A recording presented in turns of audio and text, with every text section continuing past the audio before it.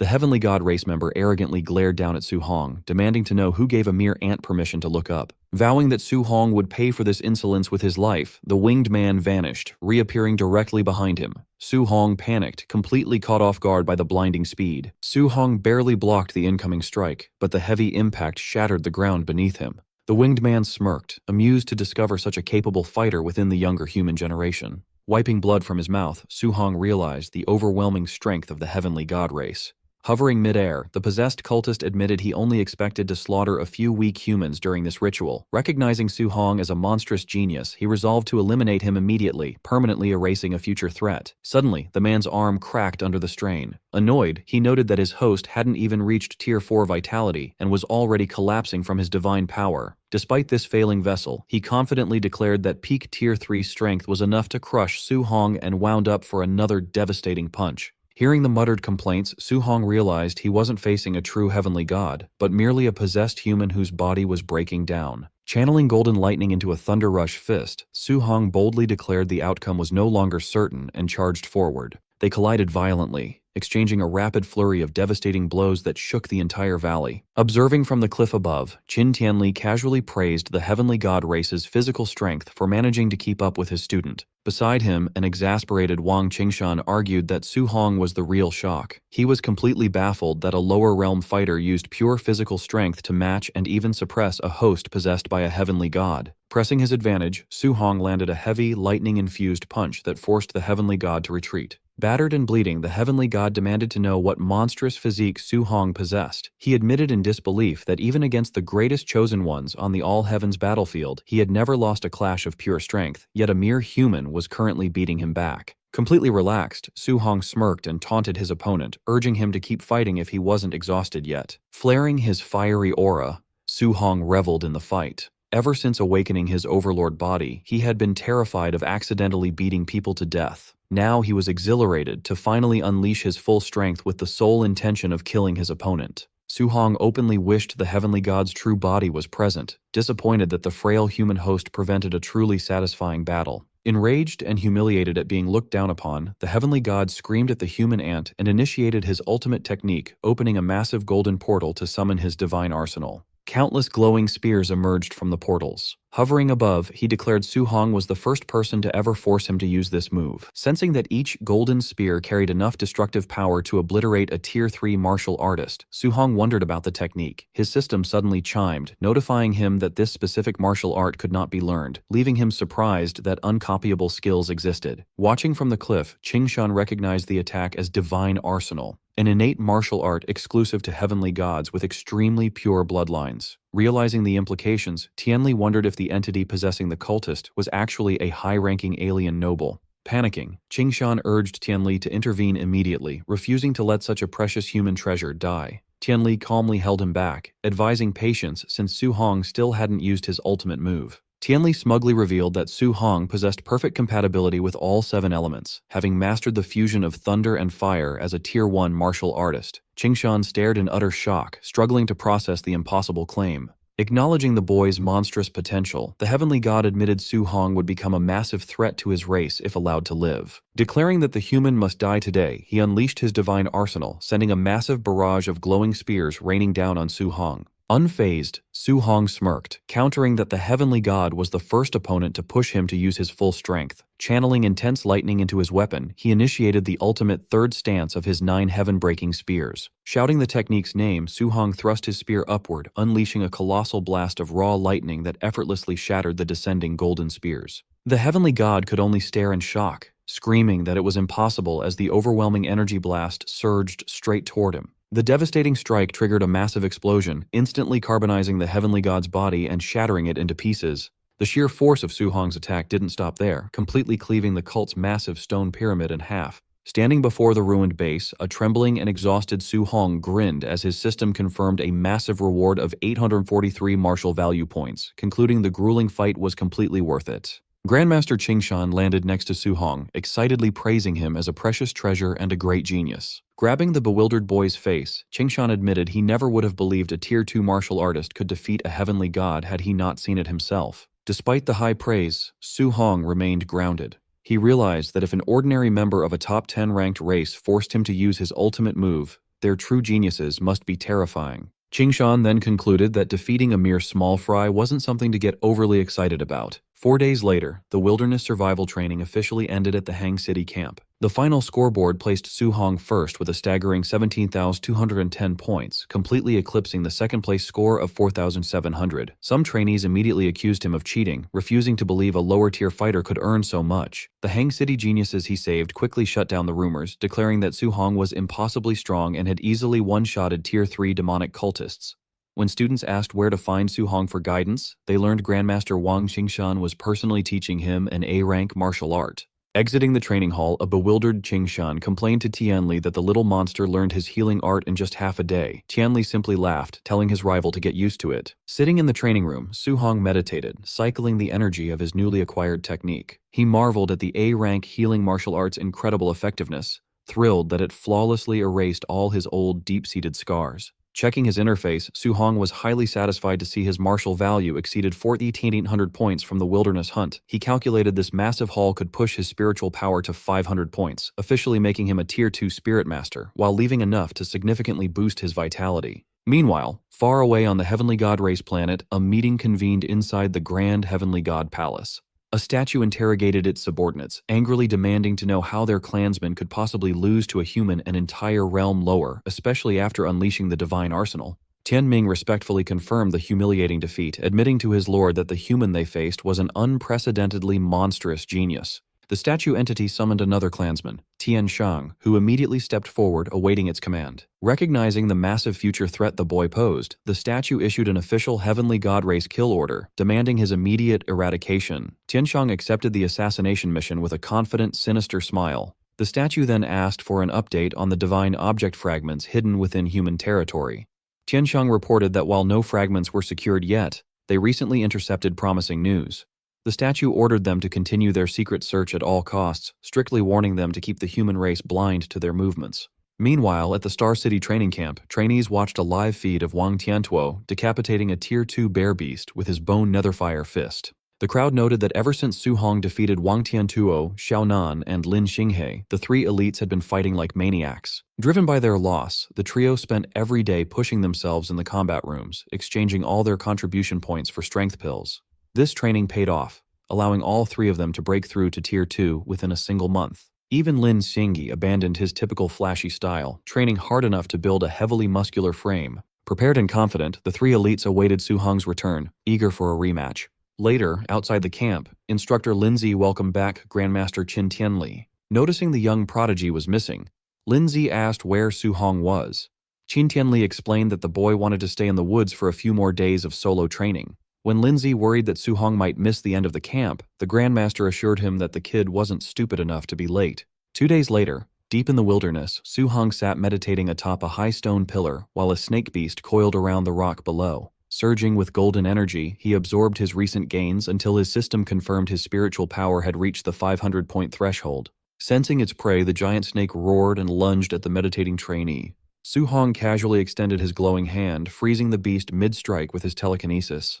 Unleashing his amplified power, he activated his weapon condensation art, forming a construct of golden energy to crush his immobilized prey. He shaped the energy into a golden sword and with a single command, brought the blade crashing down, splitting the snake in half. Dispersing the weapon as the beast's remains fell away, he marveled at the damage output he now wielded as a Tier 2 Spirit Master. Eager to test the limits of his enhanced spiritual capacity, he decided to attempt a 3-attribute fusion, gathering thunder, fire, and metal energy in his hands.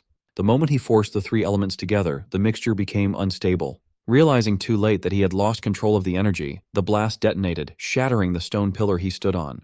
Coughing in the rubble, he noted the backlash of the failed fusion, but realized that a successful strike could injure a Tier 4 expert. On the final day of the training camp, a ragged Su Hong walked back through the front gates. Spotting him, the other trainees rushed to notify Wang Tiantuo, eager to see the rematch. Grandmaster Qin Tianli asked the young prodigies if they were confident they could win against Su Hong. Xiao Nan, Lin Xinghe, and Wang Tiantuo declared their victory was guaranteed. Unfazed by the crowd or their confidence, Su Hong asked the trio if they were sure they wanted to challenge him again. Flaring their new auras, Wang Tiantuo warned Su Hong not to underestimate them now that they had reached Tier 2, while Xiao Nan boasted she could defeat him by herself. Offering a sheepish apology, Su Hong interrupted their boasting before erupting in a fiery aura and revealing that he had also broken through to become a Tier 2 martial artist. Despite her shock, Xiaonan ignited her power, declaring that her status as a Tier 1 Spirit Master meant she wasn't afraid of him. She then activated her weapon condensation art, summoning a giant golden sword from the sky. In response, Su Hong activated his weapon condensation art, summoning a giant golden sword of his own. The blade crushed Xiaonan's spiritual weapon, causing her to cough up blood before it even landed.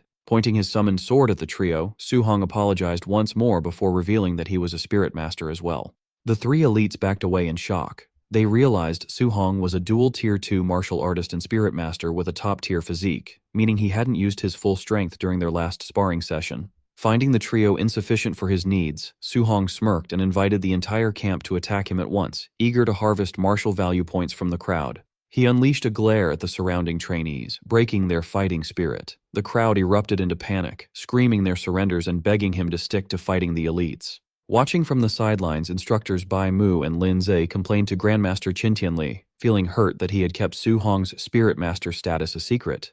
However, a sweating and speechless Qin Tianli could only mutter in shock, blindsided by the revelation that his student had reached Tier 2 as a spirit master. Realizing the Grandmaster had been kept in the dark as well, the instructors watched as Qin Tianli threw his head back and burst into laughter. He declared Su Hong a once-in-a-millennium monster destined to save the human race. Watching Su Hong beat down the crowd of trainees, Bai Mu asked if they should intervene. Lin Zhe laughed it off, dismissing the one-sided brawl as youthful energy. Suddenly, Grandmaster Qin Tianli's expression hardened as he sensed a heavy presence approaching. The fiery great rock descended from the sky, ordering the humans to leave its territory since their 30 days were up. Standing victorious over a pile of unconscious trainees, Su Hong looked up and recognized the giant beast. Annoyed by the creature's arrogance, Qin Tianli erupted with his immense aura, declaring he had tolerated the bird long enough, mocking its attempt to intimidate him while asserting his dominance. Before the beast could react, Qin Tianli unleashed a barrage of punches into the giant bird. Watching from below, Su Hong was mesmerized by the heat of a Tier 7 Grandmaster's flames, likening the clash to immortals fighting. Standing atop the battered bird's head, Qin Tianli ignored its cries for mercy. When the beast warned that it had a backer, the Grandmaster challenged it to summon its boss so he could beat him up too. The Grandmaster's confidence vanished when a booming voice ordered him to stop. The sky darkened as a shadowy entity with glowing red eyes materialized behind the clouds, casting a glare over the region. Lin Zhe and Bai Mu stared in horror, realizing the great rock was connected to the legendary Lord of 10,000 Monsters. Gripping his fist, Su Hong broke into a cold sweat as he recognized the entity as one of the supreme rulers of the mountain range, a being guaranteed to be at least Tier 9, or possibly a king-level existence. Staring up at the huge, shadowy Lord of 10,000 Monsters, Su Hong felt the heavy weight of its gaze. The meeting made him realize how weak he was. Compared to experts at Tier 9, his current Tier 2 strength was nothing. A deep sense of fear washed over him as he thought of his family. He knew that if a being that strong ever attacked Star City, he would be helpless to protect his aunt and uncle. Looking at the sky, Su Hong decided to push past his limits, vowing to break through the tiers until he reached the legendary King Realm. Meanwhile, Qin Tianli let go of the beaten Great Rock. Knowing the beast had a powerful backer now, he let it go. The Great Rock angrily swore revenge as it flew away. As the beast left, Qin Tianli was glad that the Lord of 10,000 Monsters was bound by an old agreement with humans, which kept it from attacking casually. Despite the scary interruption, the training camp ended without any more trouble. As the trainees gathered by the buses to go back, Su Hong put on his backpack, eager to see his aunt and uncle after a month away. Just then, a voice called out to him. Li Tu and Chen Shan ran up to greet him. Li Tu cheerfully said Su Hong was sure to become famous in Star City. Chen Shan awkwardly brought up their past issues, asking Su Hong not to hold a grudge. Su Hong sighed, telling them he wasn't that petty. When they got back to Star City, an official welcomed the students, congratulating them on finishing the hard training. The official announced a grand banquet at the City Lord's estate to celebrate their return, with gifts for everyone. While the other trainees cheered, a tired Su Hong wished he could skip the event and go home. Later, guests began arriving at the huge City Lord's estate. The fancy banquet hall was soon filled with people. An attendant politely showed two nervous guests to their seats. Su Hong's uncle and auntie sat at a fancy table, looking awkward and out of place. Some wealthy guests noticed them. Judging their simple clothes, they wondered why migrant workers were at the event. Su Hong's auntie worried their clothes would embarrass their nephew. His uncle sighed, saying they were wearing their best clothes, but admitted they shouldn't have come. Their worry was cut short when Principal Lee of No. 1 High School approached, warmly greeting them as Su Hong's relatives. Surprised by the attention from such an important person, the couple nervously returned the greeting. Principal Lee kindly told them to relax. Suddenly, Wu Lingxian, president of the Star City Martial Artist Association, hurried over and enthusiastically shook the uncle's hand. She loudly praised Su Hong as the most promising genius she had ever seen, leaving the uncle even more overwhelmed. The wealthy guests watched in shock as the city officials greeted the seemingly ordinary couple, wondering who Su Hong was. Meanwhile, at the center table, the most powerful leaders of Star City were gathered. Lin Xinghe's father politely complimented the city lord, assuming his son, Wang Tiantuo, easily took first place. The city lord humbly brushed off the praise, complimenting the other family's children. Xiaonan's father confidently argued that his spirit master was stronger, predicting his daughter would win first place. Lin Xinghe's father scoffed, saying his son's speed would beat both of their children. This started a heated argument among the three fathers. Wang Ni angrily slammed the table, insisting his son's attack power guaranteed him first place. As the other two patriarchs fired back, they continued to stubbornly brag that their own child was invincible. Watching from a distance, Principal Li asked Wu Lingxian if she planned to step in. She refused, joking that she might beat them up if she had to listen to them brag anymore. She confidently added that there was no need to stop the argument, because once Su Hong arrived, the fathers would be silenced. Principal Li was doubtful, but Wu Lingxian just smirked, saying it was a woman's intuition. Suddenly, a guard urgently announced that the trainee's bus had arrived. Eager to see his son's return, the city lord proudly invited everyone outside to welcome the pride of Star City. The three fathers confidently waited by the red carpet, but their smiles disappeared when their children stepped off the bus. Instead of looking like champions, the three elites were covered in bandages and bruises. The horrified fathers rushed to their children. As the city lord panicked over his son's face, Lin Xingyi dryly said Wang Tiantuo got the worst of it by refusing to surrender. The fathers were stunned, demanding to know who could have defeated all their genius children at once.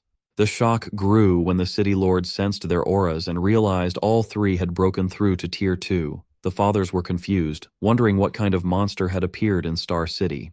The three elites admitted defeat completely. Wang Tiantuo said his opponent's strength was far greater. Lin Xinghe confessed he was outmatched in speed, and Xiaonan revealed she had been easily beaten in spiritual power. Traumatized, the trio warned their fathers that the winner was an absolute monster and told them to look at the bus. As footsteps were heard, the rest of the returning trainees, all equally beaten up, quickly formed two neat rows outside the doors. Su Hong casually stepped onto the red carpet, holding his spear and looking completely unharmed. Feeling awkward about the display from the other trainees, he wished he could just go home. Spotting his aunt and uncle in the crowd, Su Hong immediately called out to them. The surrounding elites were stunned to see that the amazing genius was the child of commoners. As the crowd shifted, Su Hong's aunt tripped, but before she could fall, a soft glow of spiritual energy caught her. Su Hong rushed over, using his telekinesis to gently lower her to the ground.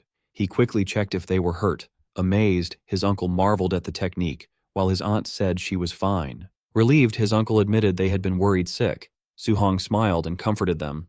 Watching this display of power, the city lord and Xiaoyan's father were shocked. Realizing Su Hong was a Tier 2 spirit master, Xiaoyan's father finally understood why his daughter lost so badly. Nearby, Principal Li and President Wu Lingxian furiously pointed at each other, both accusing the other of hiding Su Hong's spirit master status. Then they realized neither of them knew. Recovering quickly, President Wu gloated that no one would challenge her now. Equally happy, Principal Li cheered that No. 1 high school would dominate the city. The news of Su Hong's true power caused a frenzy among the wealthy guests. Desperate to get on his good side, they scrambled on their phones to gather his information, order gifts, and call their daughters to the estate, hoping to secure him as a son-in-law. Seizing the moment, the city lord quickly had an attendant bring out a premium bank card and property deeds. Approaching Su Hong, he loudly praised him as a dragon among men and offered him a luxury villa and $3 million in cash, claiming it was the official reward for first place. The other fathers silently cursed the city lord for being a sly old fox, knowing he had just made up the reward to buy the boy's loyalty. Extending his hand, the city lord promised to fully support Su Hong in the future. Su Hong quickly thought about his options. He knew the city lord was trying to win him over in public. Refusing the gift would offend the powerful man, but accepting meant he would owe him and couldn't refuse his future requests. Su Hong decided that he could not afford to offend the city lord. He realized that accepting his protection would keep his family safe, letting him train in the wild without worry. With powerful allies like Grandmaster Qin, President Wu, and Principal Li backing him up, he knew the city lord could not force him into unfair situations in the future. Su Hong politely accepted the offer, shaking Wang Ni's hand and thanking him. Pleased by his acceptance, the city lord told Su Hong to speak up if he had other requests. Su Hong asked if the city lord could help find a cure for his aunt's rare illness.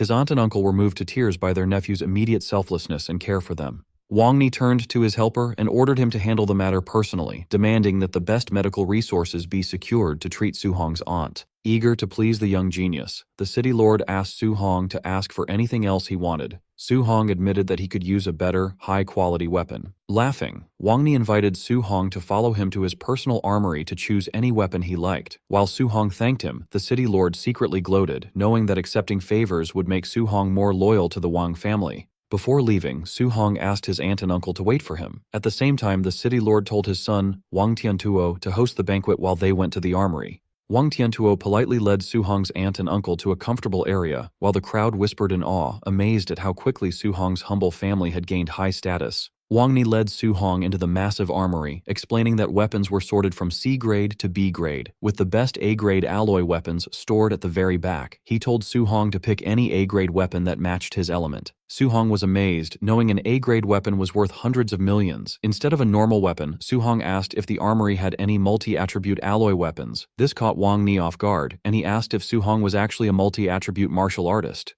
Su Hong explained that because he trained in multiple elements, Grandmaster Qin valued him and advised him to look for a multi-attribute weapon. To prove it, Su Hong released his energy, creating 7 different elemental orbs of light around his body, leaving Wang Ni shocked. Since Su Hong had already accepted the city lord's backing, showing his huge talent would make the city lord value and protect him even more. Wang Ni asked how Su Hong's training speed could be so fast, since multi-attribute users usually progress slowly, with 7 elements making it hard to even reach Tier 2. Excited, the city lord realized he was looking at a rare genius, a Tier 2 7-element artist, a Tier 2 spirit master, and owner of a unique body better than the barbarian god body. Overjoyed, he felt a legendary star had truly come to Star City. With a sigh, Wang Ni said he felt useless as Su Hong's Uncle Wang. Su Hong asked the city lord what was wrong. Wang Ni explained that multi-attribute weapons were very rare and his armory only had a few dual-attribute pieces. He showed the only 3-attribute weapon in his collection, a B-grade dark gold meteorite iron spearhead. The city lord offered to break down an A-grade alloy shaft so Su Hong could temporarily make a whole weapon, but Su Hong declined, explaining that he could just attach the new spearhead to his Thunderfire spear. He noted that a 3-element spearhead was plenty for now. Handing over the prized spearhead, Wang Ni mentioned that strange phenomena had recently started near Star City, with rumors of multi-attribute beasts appearing. He promised to have his men keep an eye out for them, making Su Hong ask what had happened. The city lord explained that while trainees were at camp, strange phenomena began appearing globally, creating both multi-attribute beasts and rare treasures. He shared a report of an eyewitness who saw a lightning beast touch a strange fragment, gaining the power to spit both lightning and fire. Wang Ni warned that one of these beasts had been seen at Star Viewing Lake, located just outside Star City. However, he warned Su Hong that the lake was too dangerous, advising him not to risk his life since he could find better weapons at the Martial Dao University. Su Hong thanked the city lord for the advice. A few hours later, a sleek luxury car pulled up outside Su Hong's apartment, drawing a crowd. Recognizing the government license plate, the neighbors murmured in shock, wondering what brought such a powerful figure to their old neighborhood. Standing in the crowd was their landlady, Sister Hong, who jealously thought she could die happy if her own son ever got a luxury car like this. She resentfully remembered how she had threatened to raise the Su family's rent and evict them because Su Hong refused to give his training camp spot to her son, believing her own child deserved success more. The car door opened, and Su Hong, along with his aunt and his uncle, Su Guoming, stepped out. The neighbors realized Su Hong's success at camp had won him the city lord's favor, declaring the family rich, while Sister Hong stared in horror and disbelief. Su Guoming cheerfully walked over to greet Sister Hong, saying he had news. He announced that Su Hong took first place, and the city lord gave them a luxury villa, so they were moving tomorrow. Shocked, Sister Hong stammered.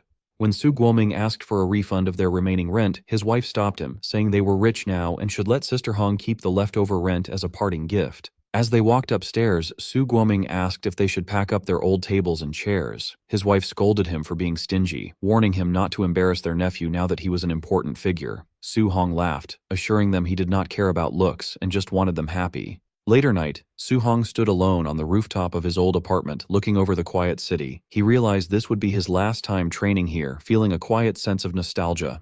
He then reviewed his status screen, seeing his recent success at the camp left him with exactly 1,144 points after upgrading his spiritual power. His stats showed a vitality of 506.9, a spiritual power of 500, and his overlord body at 1.1% progress. Deciding to upgrade his core stats, Su Hong sat cross-legged and poured his remaining points directly into his vitality. Notifications flashed as his vitality rose to 701.3, triggering a wave of energy that expanded his muscles as he broke through to the mid-stage of Tier 2. As his body returned to normal, Su Hong took out his phone to search for more info on the global events in Star Viewing Lake. But as he held the device, the screen cracked under his hand.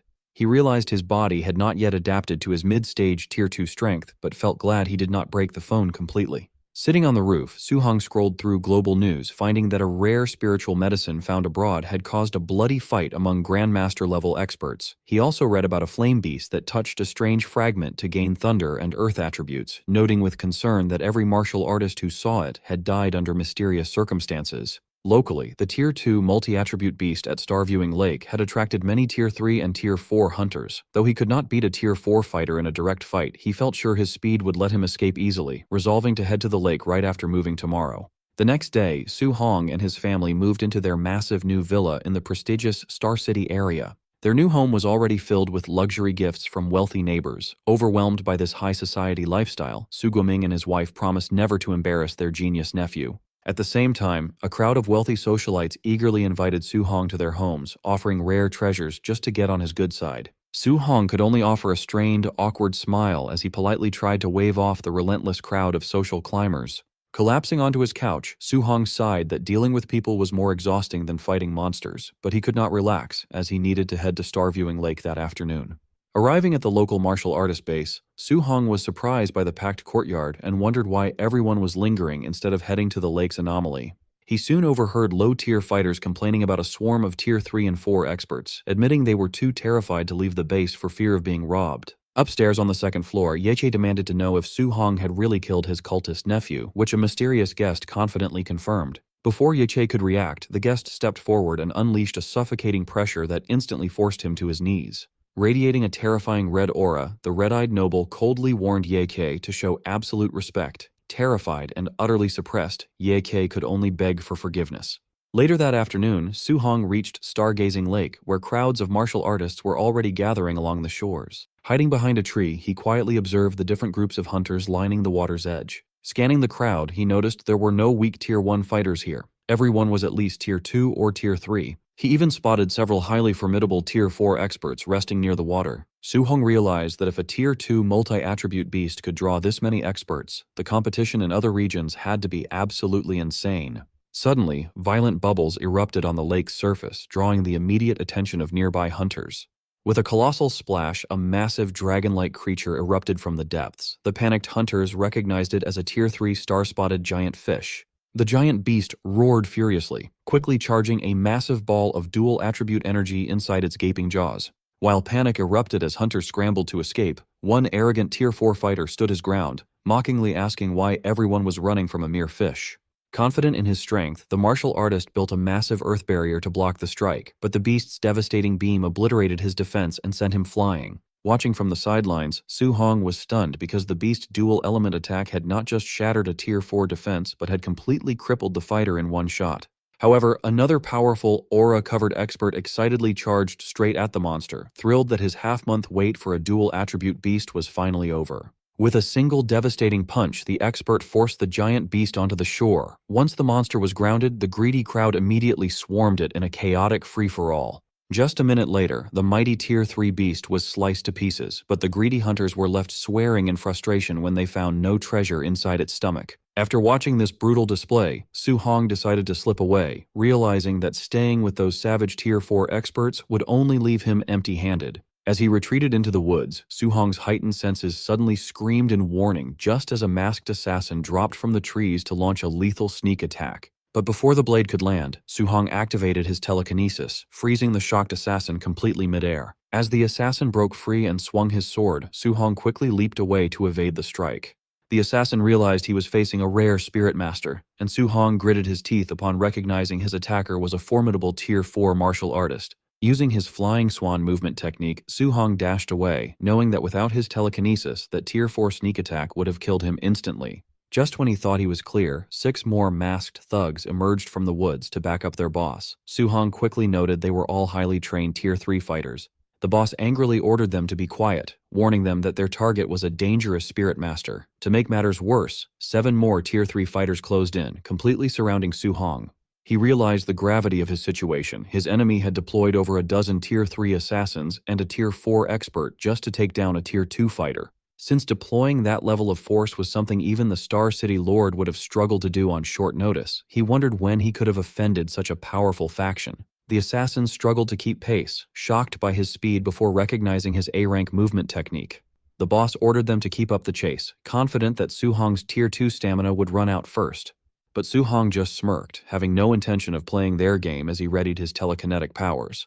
Combining his movement technique with telekinetic flight, he suddenly launched himself into the sky, soaring high above the forest. Below, the masked assassins were left dumbfounded, muttering in humiliation about how a mere Tier 2 target was somehow capable of actual flight. Dozens of kilometers away, a fatigued Su Hong landed back on the forest floor, his spiritual energy completely drained. He decided to rely on his overlord body's physical stamina to put more distance between them. Piecing the puzzle together, he suspected Ye Kei, the uncle of the cultist he had killed, was behind this. Even though Ye Kei was only Tier 3, his wealthy family had the resources to hire that many elite killers. Su Hong analyzed his combat options, confident he could take out the dozen Tier 3 grunts. The real problem was their formidable Tier 4 leader. If he focused on the grunts first, the boss would easily sneak attack him. But if he went after the boss, he would likely be overwhelmed by the grunts. There was only one viable strategy left. He had to wipe out the Tier 3 grunts with extreme speed. Once those minor threats were gone, he could concentrate fully on crushing the Tier 4 boss. Meanwhile, the furious assassin boss sliced a boulder in half, cursing the terrible intel that had failed to mention Su Hong's Spirit Master powers. His men warned that if the boy escaped back to Star City, they were all in deep trouble. They knew their powerful benefactor would not dare attack Su Hong inside the city. If that lord found out they had failed this simple mission, they were as good as dead. The boss snapped at them to shut up, coldly declaring that escaping to Star City would only make the boy's death faster and more painful. Their argument was interrupted by a group of robed elites, whose leader calmly explained that Su Hong had only revealed his Spirit Master status the day before, so the intel was simply outdated. He reassured them that his organization had operatives at every anomaly. He promised to lock down the area, but warned the boss that failing to kill Su Hong that time meant they would not survive his wrath. Grateful for the help, the assassin boss promised a favor and demanded a tight perimeter lockdown, furiously vowing to personally tear Su Hong to pieces. The robed leader looked down at his spinning divination plate and, seeing no response from the device, decided to move on and search the next sector. The next day, the relentless hunt continued. While Su Hong was resting on a slain beast, a group of assassins spotted him and charged forward, demanding that he stop running. By the 4th day, the cat-and-mouse game reached a fever pitch, forcing Su Hong to constantly leap to safety as deadly attacks shattered the terrain around him. By the 7th day of non-stop evasion, Su Hong was running on fumes, yet his pursuers were still hot on his trail, with scouts constantly shouting his location from the cliffs. When one scout tried to call for backup, an annoyed Su Hong shut him down instantly with a flying kick to the face. Standing over the unconscious scout, a drained Su Hong gasped for breath, as 7 straight days of running had pushed even his legendary overlord body to its absolute limits. Desperate for safety, Su Hong decided to head to the Star City official supply stronghold. He figured that despite the risk of exposure, the assassins would not dare attack highly protected government territory. But the moment he stepped inside, the intense glares from the guards confirmed his worst fears. Gritting his teeth, Su Hong realized that the mastermind orchestrating this relentless manhunt was indeed Ye Kei. After his exhausting escape, Su Hong checks into a hotel inside a temporary supply stronghold to recover. Checking his stats, he calculates that his current vitality of 705 is still far below the 900 needed to break through to high stage tier 2, and the martial value he grinded over the last week won't bridge the gap. Knowing a minor vitality increase won't help much right now, he shifts strategy. Instead, he decides to dump his points into his rare overlord body to instantly boost his raw combat power and endurance. The upgrade triggers a terrifying surge of red aura, flooding his muscles with raw strength as the system registers his rapidly rising stats. Although his overlord body progress only goes from 1.1% to 6.5%, the upgrade still boosts his overall strength by a massive 20%. Thrilled with this power-up, Su Hong decides to cultivate his guidance technique while resting, keeping his eyes on the window just in case his pursuers show up. A few hours later, the quiet night is shattered when the hotel lobby downstairs erupts into chaos as guests shout for everyone to record some local drama. Downstairs, Su Hong instantly loses his appetite when a half-naked man walks right past his dinner table. Forcing down his food, Su Hong notes that his stalkers still haven't found him. He realizes they probably don't dare cause a scene inside the protected stronghold and are likely waiting to ambush him outside. But his thoughts are interrupted when he overhears some nearby hunters complaining about finding a rare 3-star patterned dark purple bamboo, only to get robbed of it by Tier 4 martial artists. Su Hong immediately recognizes the item, recalling that this legendary bamboo is a multi-attribute natural treasure where each star pattern allows it to hold an additional element of spiritual qi. Since a 3-star bamboo can store 4 distinct attributes, he immediately prioritizes obtaining it, knowing it will be the perfect catalyst to master his upcoming 4-element fusion. Striking up a conversation with the hunters, Su Hong points out that snatching natural treasures is never easy due to localized magnetic fields. Impressed by his knowledge, a hunter explains that the bamboo is surrounded by a crushing gravity field that increases pressure based on the tier of the intruder. The hunter gleefully adds that the greedy Tier 4 thieves who robbed them were instantly crushed into meat paste the second they stepped into the field, leaving other patrons shivering in absolute terror. Instead of being intimidated, Su Hong realizes this scaling gravity rule set is actually a massive advantage, wondering if his overlord body is durable enough to withstand the pressure and bypass the Tier 4 experts. But before he can plan his next move, a massive destructive red energy slash shatters the stronghold's walls, catching everyone in the room completely off guard. The attack cleanly slices Su Hong's dining table in half, but he casually leans back with his food in hand, realizing his stalkers have finally arrived. The masked assassin boss and his squad of killers step through the smoking rubble, mockingly asking Su Hong why he has finally stopped running. Hiding behind a flipped table, the surviving hunters break into a cold sweat, unable to comprehend what kind of trouble a Tier 2 kid could have caused to warrant an entire hit squad of Tier 3s and a Tier 4 leader. The boss coldly orders everyone else to get lost, sending the remaining patrons screaming out of the ruined building and leaving Su Hong completely isolated. Closing in on their target, the killers mockingly ask if Su Hong really thought they wouldn't dare break the piece of the supply stronghold just to eliminate him. Remaining completely relaxed in his chair, Su Hong smirks and tells them that he was actually the one waiting for them to show up. Believing the kid is just bluffing, the assassin boss bursts into laughter, mockingly asking if he really expects them to believe a single Tier 2 kid can wipe out their entire squad. Without another word, Su Hong grips his weapon, letting a devastating aura of elemental fire and crackling lightning wrap tightly around his spear. Brandishing the charged spear, he calmly points it at his enemies, declaring that the only way to find out if he can beat them is by trying. Recognizing the terrifying energy of 3 elements fusing together on a single weapon, the assassin boss freezes in shock before frantically screaming at his men to retreat. But it's already too late. Su Hong instantly teleports into the dead center of the surrounding squad, plunging his glowing spear into the ground. Channeling his rage and raw power, Su Hong commands the unstable energy to explode as the boss watches his life flash before his eyes. The resulting detonation is absolutely colossal, completely vaporizing the hotel and sending a massive shockwave of fire and light tearing through the night sky. Watching the massive explosion, horrified bystanders wonder why anyone would use such an absurd level of destructive power just to eliminate a Tier 2 kid. But as the smoke clears, the onlookers watch in shock as the elite assassins drop dead one by one, realizing with horror that the Tier 2 kid was actually the one who unleashed the blast. The aftermath reveals a massive crater where the hotel once stood, with the lifeless bodies of the entire Tier 3 hit squad scattered across the smoking ruins. Dragging himself out of the rubble, the heavily injured assassin boss curses his employer's useless intel for failing to warn him that Su Hong wielded a 3-attribute martial art. Surveying his groaning, crippled subordinates, the assassin boss reassures himself that since a Tier 4 expert like him was heavily injured by the blast, a mere Tier 2 target at the epicenter has to be dead. He figures that despite the heavy casualties, completing the contract is still a win, especially since failing meant certain execution by their terrifying master, Lord Nabu. However, his celebration is cut short when a massive pillar of energy suddenly erupts from the crater right in front of him. Before he can even react, a shirtless and completely unscathed Su Hong drops from the sky, unleashing his devastating heaven-breaking spear technique. The boss barely manages to deflect the fatal strike, screaming in disbelief that the kid is still breathing, only for Su Hong to instantly vanish from his sight. Swinging at empty air, the boss's survival instincts scream at him to turn around. He spins around just in time to see Su Hong's eyes glowing red as he teleports directly behind his remaining dazed grunts, prompting the boss to desperately scream at his men to wake up and pin the boy down. But the dazed grunt is too slow to process the danger, sleepily asking his boss what he's shouting about. In a flash, Su Hong's spear brutally skewers him straight through the chest. Lifting the lifeless bodies on his weapon, Su Hong mockingly declares that even if a Tier 4 expert is too tough to take down quickly, he can still easily harvest plenty of points by slaughtering every single Tier 3 lackey in sight. He notes that the backlash from his unstable 3-element fusion was incredibly risky, realizing that if he hadn't condensed his earth armor and buffed his overlord body just in time, the explosion would have completely crippled him. Casually tossing the skewered corpses aside, Su Hong dashes past the boss, knowing that with the Tier 3 grunts out of the way, a single successful 3-attribute fusion is all he needs to finish off the Tier 4 expert.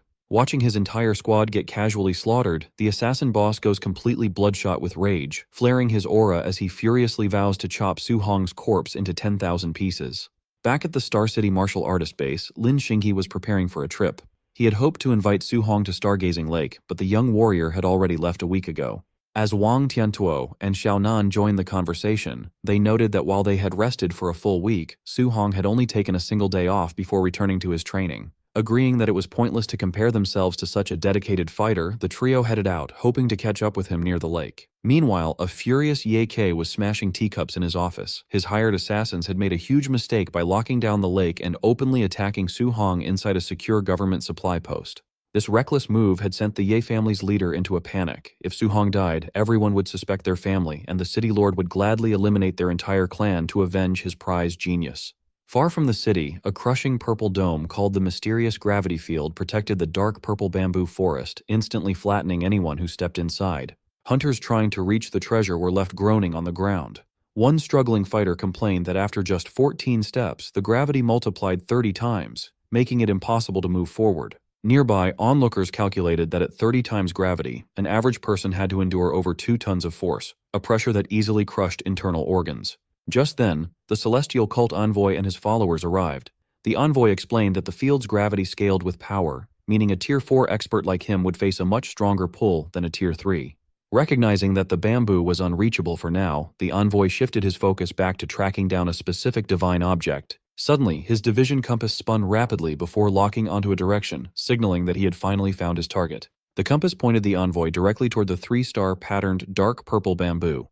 Cursing his luck, he realized the divine object was trapped inside the crushing gravity field, with no easy way to get it. Just as he was trying to find a solution, the envoy spotted Su Hong leaping through the trees. He wondered how a mere Tier 2 brat had survived a hunt by a Tier 4 assassin and a squad of Tier 3 fighters. Labeling the failed hit squad as useless, the envoy decided to handle it himself. He charged at Su Hong, eager to claim the massive rewards for bringing in the boy's head. Sensing a powerful new threat, Su Hong braced for the ambush. He barely had time to react before the envoy lunged at him with a spear. Knowing a simple dodge wouldn't be enough, Su Hong summoned his protective earth armor and counterattacked with a burst of explosive energy. As the dust cleared, both fighters stood their ground. Once his armor vanished, Su Hong caught his breath and praised the cultist for surviving his attack. The envoy declared that Su Hong must die, which immediately told Su Hong he was a demonic cultist. This confirmed Su Hong's worst fears. He was now being hunted by both Ye Kei and the demonic cult. Instead of wasting time, he channeled his elemental energy and charged, starting a massive weapon clash. The collision triggered a powerful explosion that echoed through the forest, sending the envoy flying back through the trees. Coughing up blood, the Tier 4 fighter was in disbelief, wondering how a Tier 2 opponent could have such monstrous power. Seeing Su Hong turn to target his subordinates, the envoy ordered his squad to block him. Su Hong found himself squeezed between the demonic cult grunts in front and a recovering Tier 4 expert behind. The grunts debated whether to transform to survive, but foolishly assumed Su Hong couldn't launch another high-tier attack so quickly. One grunt tried to rally the squad for a defense, but Su Hong instantly took his head off mid-sentence. Before the rest could react, he executed a single dash, piercing through their defensive line and skewering the entire group. The survivors were left terrified, cursing their dead comrade for underestimating Su Hong's energy. Refusing to back down, the cultists launched a coordinated charge, trying to overwhelm him with numbers. In response, Su Hong unleashed his sweeping treading sea technique, swinging his spear in a massive arc that incinerated the attackers. Seizing the moment, the celestial cult envoy leaped into the air, bringing down a massive strike meant to crush Su Hong. Instead of blocking the attack, Su Hong used his flying swan technique and intentionally leaped into the crushing gravity field to evade the blow. The onlookers were stunned as Su Hong effortlessly covered over 10 paces inside the field. They marveled at his physical strength, realizing his overlord body made the crushing gravity look easy. Furious, the envoy declared that the gravity wouldn't protect him and stepped into the field to chase him. However, the moment his foot touched down, he regretted it. Because the gravity scaled with power, his first step subjected him to nearly 30 times gravity, and he realized going any deeper would crush him. Safe from close-range attacks, Su Hong sprinted deeper into the field. The frustrated envoy hurled his spear at him, but the scaling gravity dragged the weapon down long before it could reach its target. Stranded at the border, the envoy could only scream threats, daring Su Hong to face him outside. Safely out of reach, Su Hong knew he had bought himself some time. He saw his goal, the 3-star patterned dark purple bamboo, standing right before him. However, the pressure continued to rise with every step, and he realized his injuries were pushing him to his limits. Since the cultists couldn't reach him, Su Hong decided to sit down and use his wood attribute healing technique to treat his wounds. This left the surrounding hunters stunned. They couldn't understand how a kid who had just been using thunder energy also had wood attribute healing powers, let alone how he was calmly resting so close to the prize. Seeing Su Hong heal himself, the envoy ordered his scouts to call in their elite comrades to secure the kill. He noted that the divine object was likely sealed inside the bamboo and warned his men that if Su Hong got it, none of them would survive. Near Stargazing Lake, the elite trio, Wang Tiantuo, Xiao Nan, and Lin Xinghe, stumbled upon a dead demonic cultist. Realizing the demon cult had blocked off the entire area, they suspected the enemy was targeting Su Hong and decided to head back to the martial artist base to notify them. Along the way, the base's complete silence felt highly suspicious, leading them to believe that the base itself might actually be colluding with the cultists. Deciding not to take any chances, Wang Tiantuo quickly called his father, the Star City Lord, urging him to send forces to take control of both the base and the lake immediately. At the City Lord's estate, Wang Ni received the alarming news. Deducing that the cultists were indeed hunting Su Hong, he immediately prepared to lead a rescue team to the lake. Meanwhile, at the edge of the crushing gravity field, the celestial cult envoy and his followers were left waiting when the battered and bruised masked assassin arrived, prompting the envoy to demand to know what had happened to his forces. The assassin explained that Su Hong's tricks had wiped out almost all of his Tier 3 men, but the envoy refused to believe a mere Tier 2 kid could easily wipe out over a dozen superior fighters. The furious assassin explained that Su Hong had unleashed a devastating 3-element fusion technique that hadn't been in their intel, though the envoy remained skeptical, insisting that fusing 3 elements was theoretically impossible. Yet the envoy was forced to reconsider as he remembered that Su Hong actually possessed 3 distinct attributes, making the existence of such a technique a terrifying reality. Knowing their lives were on the line, the cultists agreed that they had to kill the boy at all costs, or face certain death from their terrifying superior. They glared at Su Hong, who was still peacefully meditating right in front of them. 2 hours later, Su Hong finished his meditation. Thanks to his A-rank healing art, his body and spiritual energy were fully restored back to their peak. Noticing the cultists were still stubbornly waiting for him to step out, Su Hong realized they wouldn't stop until he was dead, so he grabbed his spear and stood up. Taking his first steps toward the bamboo, Su Hong felt the crushing gravity of the field multiply instantly. Gritting his teeth under the immense pressure, he vowed to endure the weight and keep pushing forward. Outside the barrier, the envoy and the assassin boss watched in disbelief as Su Hong closed in on his target. They cursed his ridiculously overpowered physique, amazed that a Tier 2 kid possessed such insane physical durability. The envoy quickly devised a plan, realizing that the moment Su Hong pulled out the bamboo, the protective gravity field would completely vanish. He ordered his men to prepare to ambush and slaughter Su Hong the second the barrier dropped. Pushing past his absolute physical limits, a panting and exhausted Su Hong finally reached his goal and planted his spear on the ground. But before he could harvest the prize, Su Hong noticed something bizarre. While the crushing gravity had pulverized the surrounding stone into dust, a strange black triangular fragment lay on the ground, completely undamaged. Intrigued by how such a tiny object could withstand this level of pressure, Su Hong realized it must be an incredibly rare treasure and decided to pick it up. He examined the mysterious fragment but could not identify the material. Testing its durability, he tried to bend it with his full physical strength, only to find that it did not budge even a millimeter. In the process, he accidentally cut his hand on the sharp edge. Before he could even process what was happening, the black fragment liquefied and absorbed directly into his body through the open cut. Instantly, a colossal surge of energy erupted within him, causing all 7 of his elemental attributes to skyrocket. Soon after, the system confirmed his incredible luck. He had officially obtained a legendary 7 Gods Cauldron fragment. Realizing this divine fragment was the ultimate shortcut to supercharge his cultivation, Su Hong immediately sat down to absorb the energy. Seeing this, the envoy and the assassin boss were completely baffled by why their target had suddenly started cultivating. The envoy panicked, realizing Su Hong must have picked up a legendary hidden treasure. Once the absorption was complete, Su Hong was stunned to find his 7 attributes had surged tenfold. He realized that instead of running dry after a few A-rank skills, he could now easily spam them dozens of times in a row. On top of that, the 3-attribute fusion that had previously failed was now instantly mastered. Checking his system stats, he saw his vitality and spiritual power had peaked, with the system showing he held 1 out of 107 God's Cauldron fragments. He deduced that if a single fragment could give him such an absurd power boost, gathering all 100 fragments would make him absolutely godlike. Armed with his newly stabilized 3-element fusion and a massive reservoir of spiritual energy, Su-hong realized he had zero reason to flee. Seeing him prepare to make a move, the envoy yelled at his men to get ready, while the bloodthirsty assassin boss vowed to personally shred the kid to pieces the second the barrier dropped.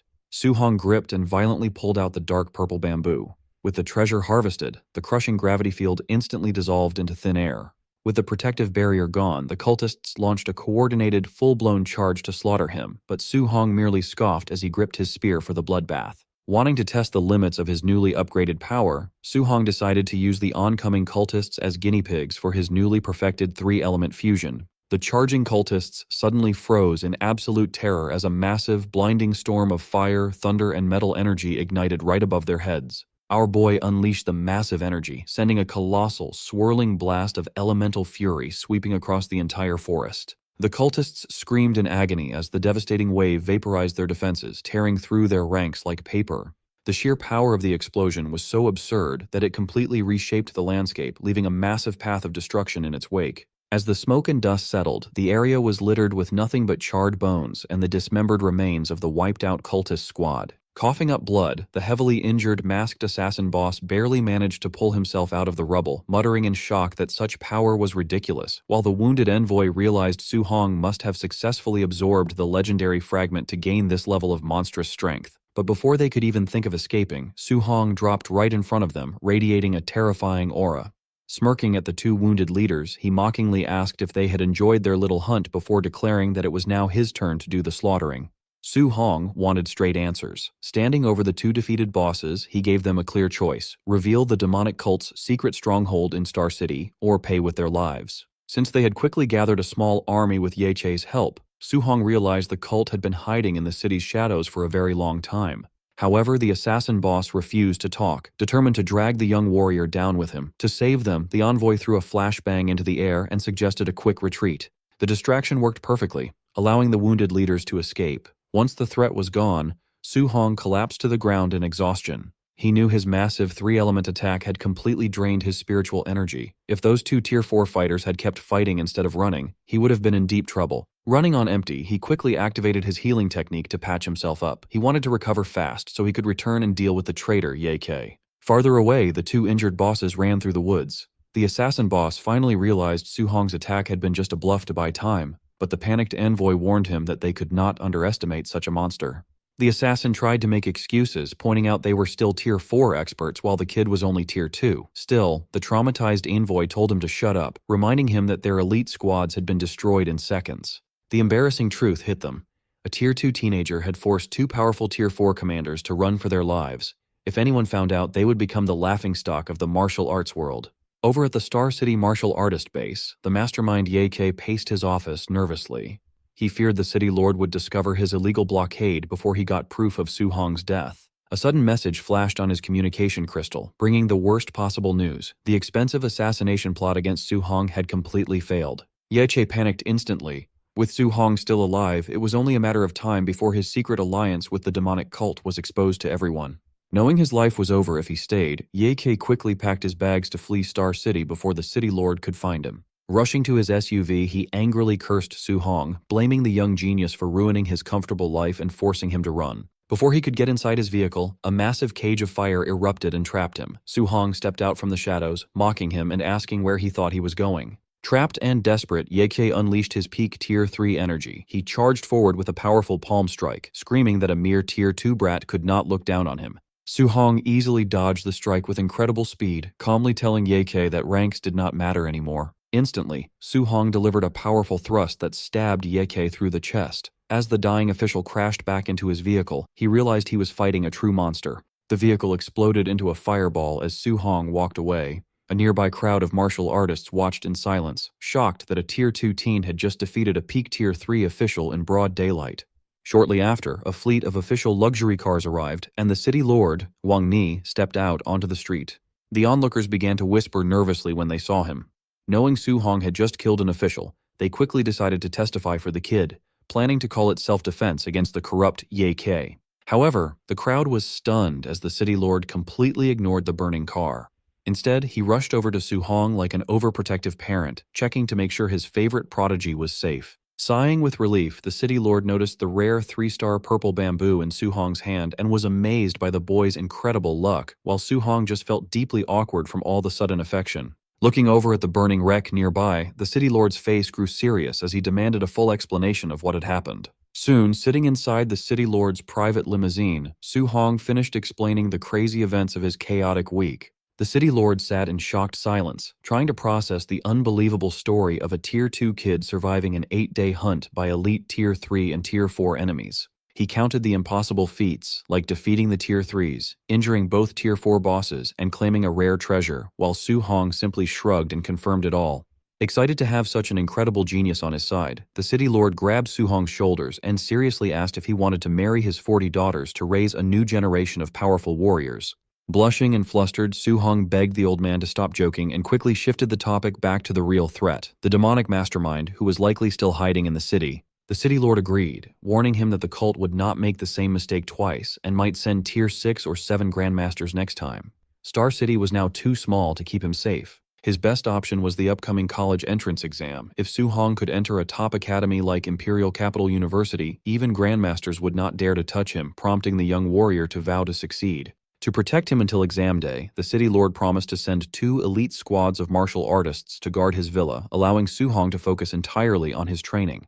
Upon arriving at his new home, his worried aunt and uncle panicked when they saw his bloody clothes. Su-hong quickly laughed it off, assuring them it was only beast blood, and he was perfectly fine. Later, alone in his room, Su-hong opened his system stats. Because of his difficult survival streak in the forest, he now had a massive hoard of over 3,100 martial value points. Considering his options, he realized that putting all his points into Vitality would make him Tier 3, but it would leave his new spiritual power weak at Tier 2. Because he had to stay safe inside the city to avoid another assassination, he would not be able to gather high-value points for a long time. Deciding a balanced build was best for his survival, Su-hong played it smart and split his points to upgrade both his physical body and his spiritual power. Testing his upgraded telekinesis, he easily controlled a glass of water, making the liquid float around his room with perfect control. By the morning, rumors of Su-hong's incredible battle were already spreading rapidly through Star City No. 1 High School. Inside the classrooms, excited students gossiped about how Su-hong supposedly destroyed 100 cultists with a single swing of his spear. At the same time, Chen Shan and Li Tu acted as Su-hong supporters, visiting classrooms to brag about his legendary deeds, though they got called out for crashing a class when it was not their turn.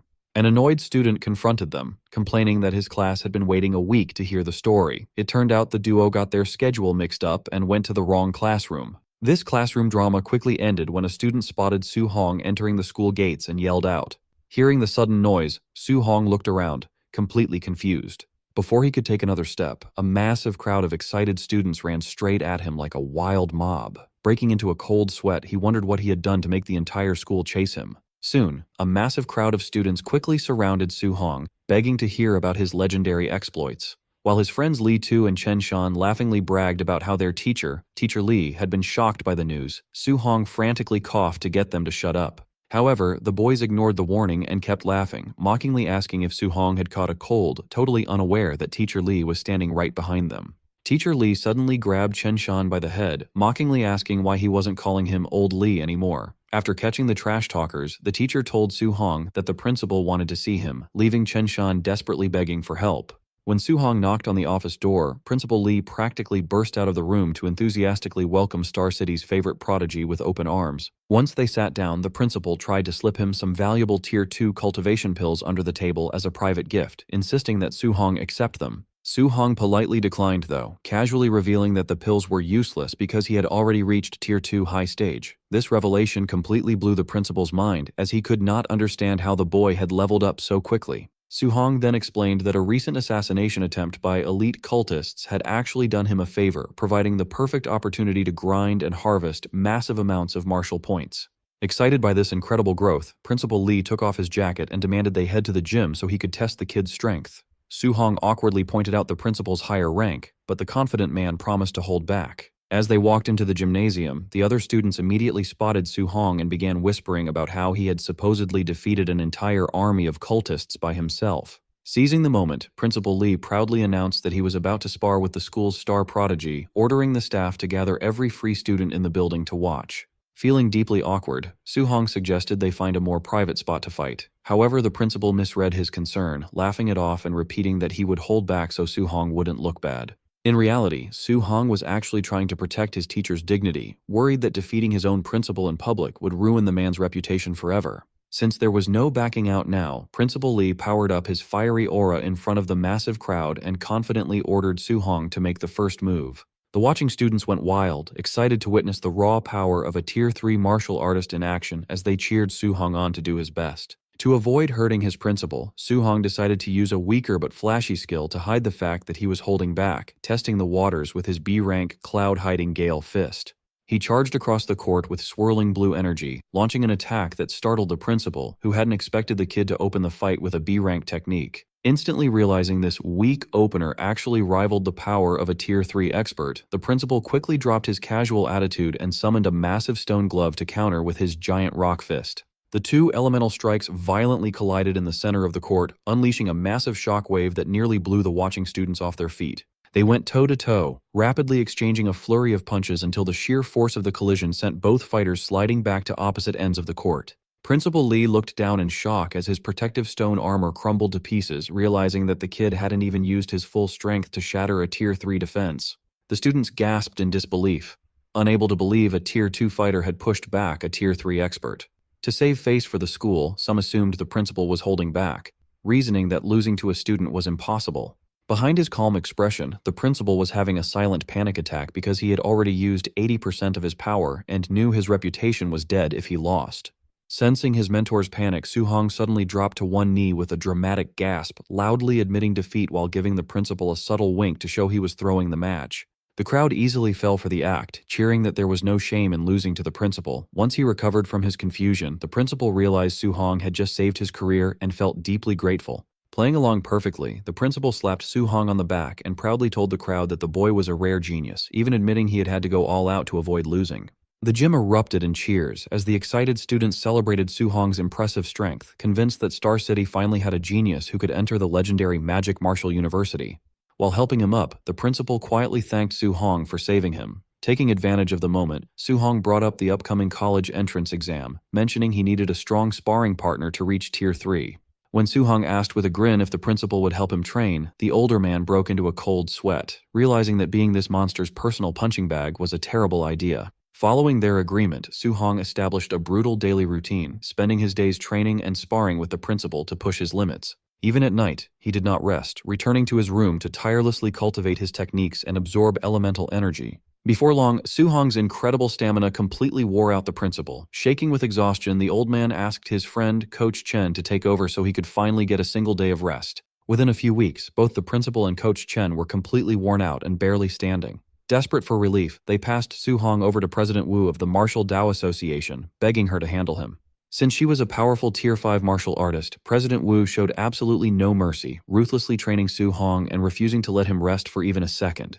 With only 5 days left before the big exam, a bruised and battered Su Hong caught his breath and told President Wu that he was finally ready to break through. Suspecting he was just trying to slack off, President Wu grabbed him by the head, but the fiery aura radiating from Su Hong proved he was telling the truth. She was shocked to realize that after less than a month of her intense training, his vitality had skyrocketed from 900 to a peak level of 1000. Recognizing his rapid progress, she quickly ordered an urgent delivery of Tier 3 advancement pills and left him alone in the training room to focus on his breakthrough. Sitting cross-legged as his wounds healed under his glowing aura, Su Hong activated his energy, fully prepared to break through his limits and reach Tier 3. Inside the Martial Arts Association lobby, President Wu happily skipped down the hallway, leaving the nearby staff watching her in shock. She was completely lost in her own world, thrilled that Su Hong might become Star City's first Tier 3 candidate and bring them massive provincial resources. As she daydreamed about how this amazing rookie would push their local association to the top, she happily raised her arms to celebrate. This unusually cheerful behavior left everyone confused, and some onlookers even whispered that the famously cold president must finally be in love. When Principal Lee and Coach Chen arrived and ran to the backyard to find her, the gossiping staff hilariously assumed she was dating both old men. Meanwhile, deep inside the training room, Su Hong was busy training, releasing a fiery red aura to start his intense breakthrough. He gritted his teeth as a brutal wave of raw energy expanded, putting an intense strain on his entire body. Exhausted and out of breath, he quickly realized that his first attempt at breaking through had completely failed. Since giving up was not an option, he thought of how much his mentors believed in him and ignited his aura for a dangerous second try. After half an hour of pure pain, he finally tamed the violent energy and compressed it deep inside his body. Gritting his teeth for one final push, Su Hong forced his power to break through, causing an explosion that shredded the clothes right off his body. Once the dust settled, he was amazed by the massive upgrade to his physical stats. To test his new limits, he threw a casual punch, shooting a massive fist of pure energy straight across the room. He realized that unlike weaker fighters who needed special techniques, a Tier 3 expert could project energy at will, as his system screen showed his vitality had reached 1,000. Excited by this crazy power-up, Su Hong prepared to leave and share the news with President Wu, completely forgetting that he was currently naked. But before he could even step out, the door opened, and President Wu asked if he was a professional flasher, while his other mentors took embarrassing photos. While a deeply embarrassed Su Hong curled up on the floor, President Wu called the city lord to share the news, joking that they needed a parent-teacher meeting. Meanwhile, over at the city lord's estate, Wang Tiantuo burst into his father's room, proudly bragging that he had reached mid-stage Tier 2. Expecting high praise, the boy was shocked when his father barely reacted, only telling him to keep up the good work. Before the boy could complain about this cold reaction, the city lord grabbed his coat and ran out, explaining that Su Hong had already reached Tier 3. Soon after, the city's top leaders gathered at the association, staring at an awkward Su Hong who was wearing a borrowed, incredibly tight cartoon crop top. Getting straight to business, the city lord handed him a secret folder, warning him to watch out for several dangerous martial artists who had recently snuck into Star City. Looking through the pages, Su Hong frowned as he read nearly 100 strong names from elite cities, realizing he did not recognize a single one. The city lord explained that even the human high command had traitors who wanted nothing more than to assassinate talented young geniuses. Su Hong realized the stakes had just gone up because while he was ready to fight monster invasions, he now had to watch his back for human traitors. President Wu told him not to panic, explaining that once he joined Magic Capital University, no assassin would dare touch him, though Su Hong wondered if Imperial Capital was unsafe. Wu explained that Imperial Capital was full of rich kids and descendants of powerful leaders, meaning they wouldn't prioritize or protect an ordinary student like him. The city lord and Principal Li agreed, admitting they had not thought things through when they first let him choose between the two schools. Wu added that Magic Capital only cared about raw talent and strength, so Su Hong happily decided to choose Magic Capital where his power could speak for itself. The city lord mentioned that Magic Capital was very chaotic, but their strong principal would protect him from any trouble, though Su Hong claimed he never started fights. His mentors stared at him blankly, asking who had killed the corrupt official Ye Qi and defeated dozens of elite cult assassins. Principal Li and Coach Chen joined in, pointing out that he had also trashed other cities' training camps and beaten his entire class, leaving him laughing nervously. Changing the subject, the city lord gently pointed out that as the city's top student, Su Hong's current outfit was a little strange. President Wu proudly spoke up, claiming her fashion taste was perfect and explaining she had lent him her own clothes since his had been destroyed. Not wanting to offend her, the city lord nervously lied and praised the outfit, while Su Hong awkwardly thanked them both. A few days later at the airport, the city lord welcomed the official college entrance exam examiner, a sharp Tier 5 martial artist named Wang Lindao. Shaking hands, the examiner sighed that his master had forced him to take this job, ordering him to put his pride aside to make friends with talented local students.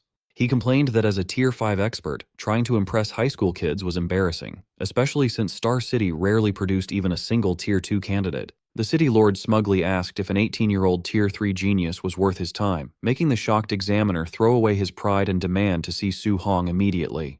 At the Star City martial art exam venue, stadium officials were busy setting up the vitality and combat power testers to kick off the big day. President Wu Lingxian kept checking her phone, wondering why the designated examiner had not returned with their star student yet. Seeing her worry, City Lord Wang Ni pointed out into the stadium crowd to show her exactly where the guy was hiding. It turned out the examiner, Wang Lindao, had completely abandoned his professional dignity, throwing his arm around Su Hong to force a cute selfie and beg Star City's favorite genius for a smile. Watching this embarrassing display from the stage, Wu Lingxian and Wang Ni facepalmed and cursed the examiner's shameless behavior. Shortly after, the speakers blared to officially kick off the Marshall Dow assessment, announcing that while lower-tier students tested locally, all Tier 2 and above examinees had to take a special train to the provincial capital for centralized testing. Suhong grumbled that absolutely nobody had bothered to tell him about the travel requirement, prompting his three mentors to awkwardly laugh and admit they had completely forgotten. While they chatted, the elite trio of Lin Xinghe, Wang Tiantuo, and Xiaonan caught up, congratulating Wang Tiantuo on hitting Tier 2 middle stage while wondering if he had finally caught up to Su Hong. Soon, a massive crowd gathered around Su Hong's testing pod, gossiping and debating whether the city's legendary genius had managed to reach Tier 2 middle or high stage.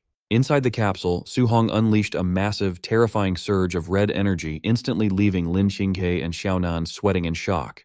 The machine rang up a mind-blowing score of 1005, confirming Su Hong had already reached Tier 3. While his panicked rivals screamed in disbelief, Wang Tiantuo could only laugh and admit that they would never surpass him in this lifetime. The entire stadium erupted in chaos over Su Hong's mind-blowing 1005 vitality score, with the crowd gossiping that a Tier 3 examinee had never appeared in Star City's history and comparing his strength directly to the principal. Seizing the spotlight, Li Tu proudly bragged to the crowd that he was Su Hong's good bro and personal sparring partner, leaving the onlookers green with envy. Watching from the VIP room, the rival fathers lost their minds. Lin Xinghe's father hilariously lamented that his son wasn't a girl, while Xiao Nan's father immediately resolved to have his daughter dress up to secure the young monster as his son-in-law. Up on the main stage, City Lord Wang Ni and President Wu Lingxian traded smug congratulations, thrilled that Su Hong's rise would launch both the city and their association to unprecedented heights. Watching the crowd, examiner Wang Lindao noted that as a seasoned coordinator who had overseen exams across the province, he knew a low-ranked city like Star City normally struggled to produce even a single Tier 2 student. He thought about the massive resource gap between small and large cities, concluding that Su Hong reaching Tier 3 under these resource-starved conditions made him an absolutely terrifying anomaly. He realized that if Su Hong had had the elite training conditions of Magic City or the Imperial Capital, he would likely have been Tier 4 already, cementing the teen as the single greatest talent he had ever encountered. Back on the field, rabid fans started screaming their love and begging to have his babies, leaving an embarrassed Su Hong feeling highly uncomfortable under the sudden spotlight. With the local testing finalized, only Star City's top 4 elites, Su Hong and the Tier 2 trio of Wang Tiantuo, Xiao Nan, and Lin Xinghe, prepared for the next phase. After packing their bags, the city's 4 qualifying prodigies officially boarded the high-speed special train to head to the provincial capital for the centralized martial art exam. As they walked down the aisle to find their seats, the other candidates tried to stare them down, creating a very tense and hostile atmosphere inside the train. To intimidate the newcomers, the seated candidates flared their aggressive, heavy auras to assert their dominance right off the bat. Lin Xingyi scoffed at their childish posturing, while Xiaonan prepared to unleash her own spiritual telekinesis to push back and defend Star City's reputation. But suddenly, Su Hong's eyes glowed as he prepared to show the arrogant crowd what real power looked like. He erupted with a towering pillar of blue energy, manifesting a colossal, roaring dragon aura that caught the entire train car completely off guard. The dragon's massive spiritual pressure swept through the cabin, completely crushing and neutralizing the offensive auras of the other candidates in a single blow. The once arrogant candidates sweated in terror, horrified to realize that a rural place like Star City had actually produced a Tier 3 monster. Even Wang Tiantuo and his companions were left speechless, realizing Su Hong's raw coercion easily rivaled a Tier 3 middle-stage expert. Walking down the aisle, Su Hong casually mocked the surrounding candidates, noting how pathetic they looked after trying to provoke him and failing so miserably. The cowed candidates trembled in their seats, instantly resolving to run without a second thought if they ever crossed paths with Su Hong during the actual assessment. As the high-speed train raced toward their destination, Lin Xinghe broke the silence to ask Su Hong whether he was targeting Magic City or Imperial Capital Martial University. Su Hong turned the question back on them, prompting Lin Xinghe to proudly declare that all 3 of them were aiming for Magic City Martial University. Su Hong smiled and revealed that he was also heading to Magic City, thrilled at the prospect of fighting alongside them as comrades in arms on the future battlefields.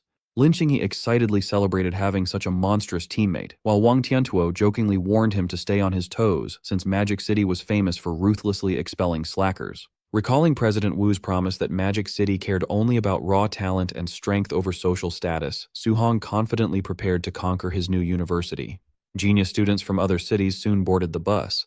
Lin Chunfeng spotted Su Hong and loudly promised to defeat him, but Su Hong barely paid attention and gave a dry, casual response.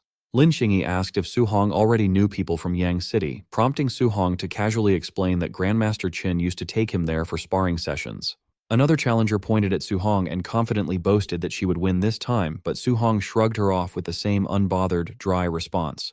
A muscular, red-haired student cracked his knuckles and laughed about finally getting his revenge. However, Su Hong completely deflated his excitement with another lazy nod as other students started screaming his name. Nearby onlookers gossiped about Su Hong's true identity, completely baffled by rumors that he had defeated every single genius across the major cities. Xiaonan asked if Grandmaster Qin had taken him on a provincial tour just to beat up everyone, but Su Hong quickly downplayed the rumor. The bus arrived at the massive Hang City Plaza, where a giant celestial gate loomed over the crowd. Excited students gossiped about the secret realm, thrilled by rumors of the rare treasures waiting inside. The local Hang City trio that Su Hong had previously saved stood in the crowd. When one complained about waiting for out-of-towners, the axe-wielding giant told him to shut up and show respect for their savior. Another bus pulled up, and Wencheng's top genius, Chen Tianyan, stepped out.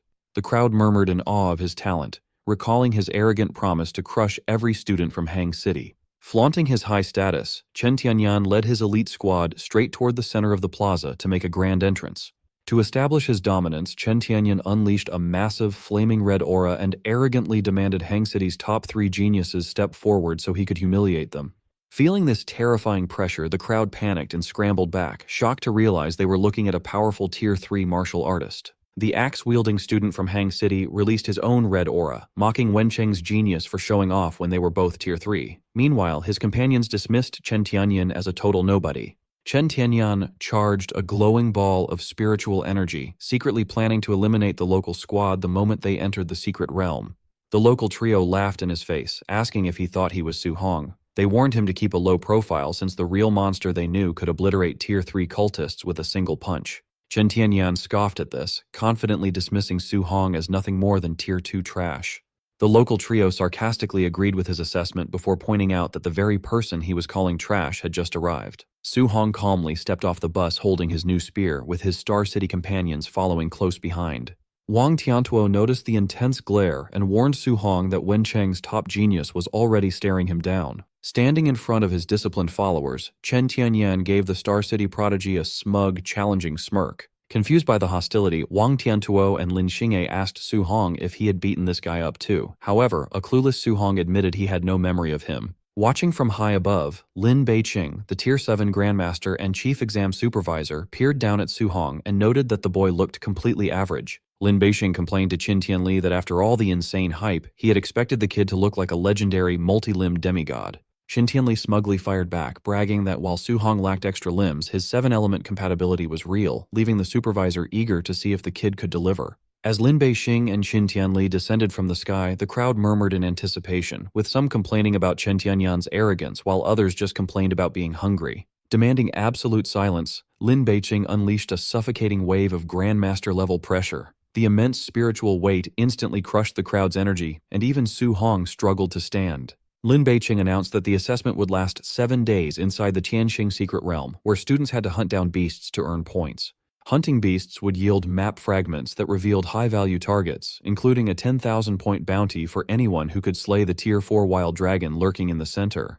While Su Hong's eyes lit up at the massive prize, Wang Tiantuo warned that a beast with a dragon bloodline would fight far above its actual rank. Lin Beiqing flashed a savage grin as he delivered the final rule. Defeating fellow candidates allowed students to steal half of their points. Su Hong realized the exam was going to turn into a complete bloodbath. Once the crushing pressure vanished, point-tracking bracelets materialized on every candidate's wrist, allowing them to monitor the live rankings and scores in real time. Holding a glowing green key, the chief examiner officially started the exam and opened the massive portal, ordering the candidates to enter the secret realm. Eager to grab an early lead, Chen Tianyan immediately leaped into the portal. His sudden move triggered a chaotic stampede as the other candidates desperately scrambled to follow him. As the crowd rushed the gate, Lin Xingyi urged Su Hong to move, but he told his squad to head in first without him.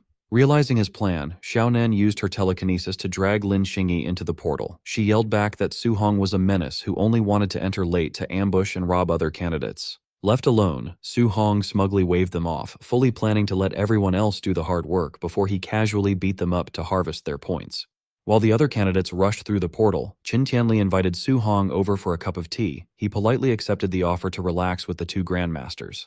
Watching them delay, a grumpy Lin Beixing complained that both the old master and the kid were devious. However, Su Hong smoothly countered that he was simply following the supervisor's exact rules. Lin Beixing pointed out that there were several strong Tier 3 candidates in this exam and asked if Su Hong was really that confident, prompting a humble shrug from the boy. Qin Tianli laughed and slapped Su Hong's back, calling him too modest. He then revealed to a stunned Lin Beixing that the kid had recently survived a demonic cult assassination, killing over 20 Tier 3 cultists and crippling 2 Tier 4 commanders. Su Hong tried to downplay the feat. This made Lin Beixing sigh in relief as he assumed the old master had been exaggerating, muttering that Tier 3 cultists weren't easily beaten like simple cabbages. Su Hong casually clarified that he actually had to run for 8 days and fight to the absolute death to kill them, leaving Lin Beixing sweating in disbelief at the kid's ridiculous combat record.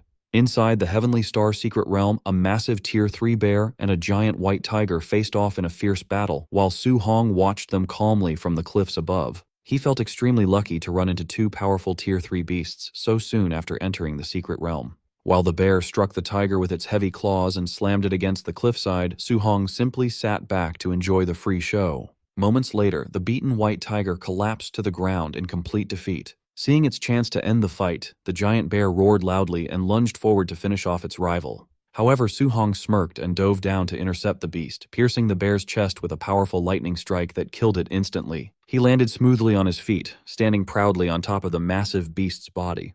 Next, he turned his attention to the injured white tiger and coldly told it that its time was up. Terrified by his incredible strength, the panicked tiger desperately tried to climb up the rocky cliff to escape. But Su Hong used his telekinesis to float in front of it, mockingly asking if it really thought it could run away. He prepared his powerful third spear stance to finish the beast, but he was suddenly stopped when the giant tiger dropped to its knees and started whimpering like a helpless little cat. This unexpected reaction froze Su Hong in the middle of his attack, leaving him completely confused by the strange sight. To avoid hitting it, he quickly redirected his explosive attack to the side, cutting a deep trench into the ground while leaving the shaking tiger untouched. The giant tiger then rolled onto its back and started purring, leaving Su Hong amazed that such a fierce monster would act cute just to save its own life. Because of this, he agreed to spare its life as long as it led him to other humans and strong monsters, but he was left speechless when the tiger literally barked like a dog to agree. With their agreement made, Su Hong rode the white tiger like a horse as they dashed off to find the strongest beasts in the area. Before long, they spotted a massive giant ape carrying a whole tree trunk, wandering around the nearby forest. Standing on his shaking tiger, Su Hong looked at the threat and realized they had found a 30-meter-tall Tier 3 high-stage giant ape, which was much larger than any monster in the outside world. Suddenly, the giant ape turned around, catching Su Hong off guard with its quick movements. The monster roared and threw the huge tree trunk right at them, but Su Hong remained completely calm as the projectile flew toward them. When the massive log crashed into the ground with explosive force, Su Hong easily jumped into the air to dodge the impact while creating a protective shield around his tiger. While still in mid-air, Su Hong kicked the tiger away and ordered it to run far from the battlefield and wait for him there. He warned the beast that he would kill it if it tried to run away permanently, and the crying tiger fell safely into the forest below. After that, Su Hong ran straight up the massive tree trunk like a ramp, confident that no matter how big this ape was, it was still just a Tier 3 monster. He then launched himself forward, flying directly toward the roaring ape's face. Disgusted by the monster's horrible breath, he yelled at it to stop breathing on him before powering up his heaven-breaking spear technique. He drove a massive, lightning-charged strike straight into the ape's open mouth, shattering its giant teeth in a single hit. As a result, the broken fangs were blown right out of its mouth and crashed heavily onto the forest floor below. Screaming in terrible pain and spitting blood, the giant ape was blasted backward and collapsed heavily into the trees. Once he landed safely, Su Hong looked at the massive tree trunk and estimated it to be over 40 meters long, weighing around 70 tons. He dug his fingers deep into the wood, confidently saying that his Tier 3 strength made lifting 70 tons absolutely effortless.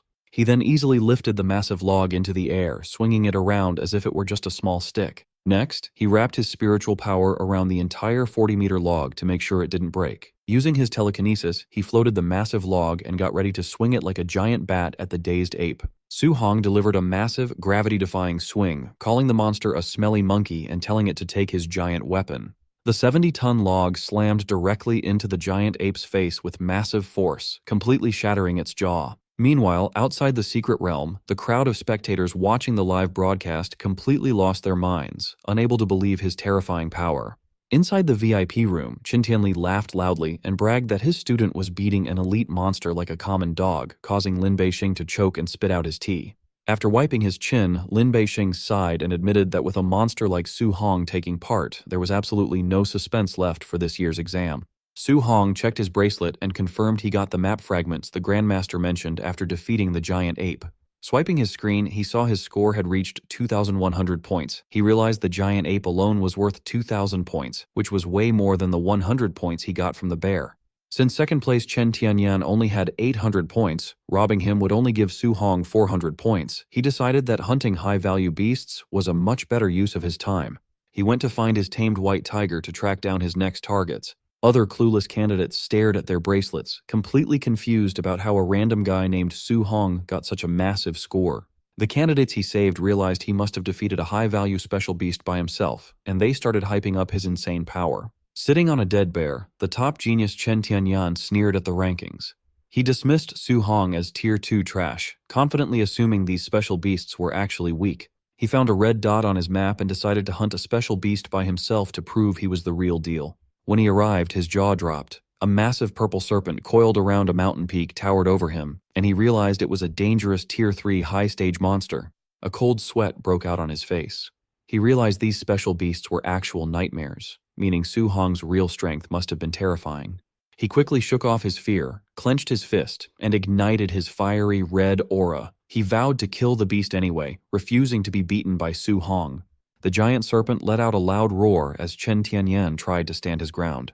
The beast ruthlessly slapped him with its tail, sending the arrogant genius flying straight into a tree. Spitting blood, Chen Tianyan realized this monster was actually close to Tier 4. He was confused about how Su Hong could have defeated such a nightmare alone. He immediately turned and ran to avoid getting killed by the overwhelming beast. Running through the forest, he cursed his retreat. He decided to target weaker candidates for points instead of fighting special beasts. He spotted a group of examinees ahead and prepared to ambush them for their points. But Su Hong instantly appeared behind him holding a massive wooden club and mockingly greeted him. Chen Tianyan spun around in total shock. Su Hong swung his club, slamming it into his face and sending him flying through the air. The nearby candidates screamed and ran away as Chen Tianyan crashed into the dirt. They stared in horror at the bloodied, unconscious fighter, terrified of the strength required to defeat a Tier 3 expert with a simple stick. Su Hong checked his bracelet and happily noted that while he had wanted to hunt beasts, getting 400 points from Chen Tianyan was a great win. He turned to the 5 surrounding candidates and let his massive white tiger step out from the shadows as he asked for their scores. The students begged for mercy, saying their combined scores did not even reach 100 points. Su Hong sighed, disappointed by how low their scores were. Instead of robbing them, Su Hong handed them his wooden club. He suggested they take turns beating up the unconscious Chen Tianyan to get his remaining points. Soon, a completely beaten Chen Tianyan lay in the dirt. However, the disappointed candidates realized that attacking an already defeated target did not give extra points. Su Hong said goodbye and rode away on his giant tiger, leaving the amazed students to realize they had just been saved by the top-ranked genius. Watching the live broadcast, a shocked Lin Beiqing wondered what kind of person convinced others to beat up a defeated kid. Qin Tianli laughed, proudly saying his university loved chaotic troublemakers. Guided by his tiger, Su Hong found the massive purple serpent and jumped from his mount to challenge it. The giant snake lunged forward, trying to swallow him whole. Su Hong channeled his elemental energy into his spear and unleashed his heaven-breaking technique straight down the monster's throat. An hour later, Chen Tianyan found the dead serpent. He checked his bracelet and saw Su Hong's score had reached a legendary 4,500 points. He struggled to understand how a Tier 2 student could have such power, wondering if Su Hong was secretly a Tier 4 fighter in disguise. He decided Su Hong must be hiding his real rank, since it should have been impossible for a Tier 2 kid to easily defeat a beast he could not even scratch.